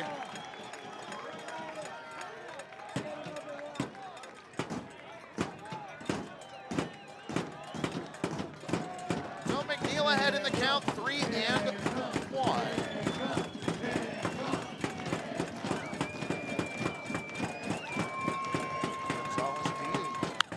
Pop fly. Left side, shallow center field it looks like. And making the catch and ending the ball game on the P8, Sam Kane. Well, fans, thank you so much for joining us this evening. Your numbers across the board for the visiting Walla Walla Sweets: 5 runs on 8 hits and 1 error. For your home team, Portland Pickles, 3 runs on 6 hits and no errors. Fans, thank you so much for making us a part of your Friday evening, whether you tuned into us on the YouTube broadcast or the West Coast League app as part of the West Coast League Game of the Week. We're glad to have you along. Come back and join us tomorrow night for Pickle Fest. We'll get the broadcast going about 6:45. I'll start the talkie about 7 o'clock. First pitch at 7:15. You'll find us on YouTube. Make sure you come back and join us. One more time, Walla Walla Sweets victorious tonight in Portland by a score of 5-3. Until next time, friends. Go!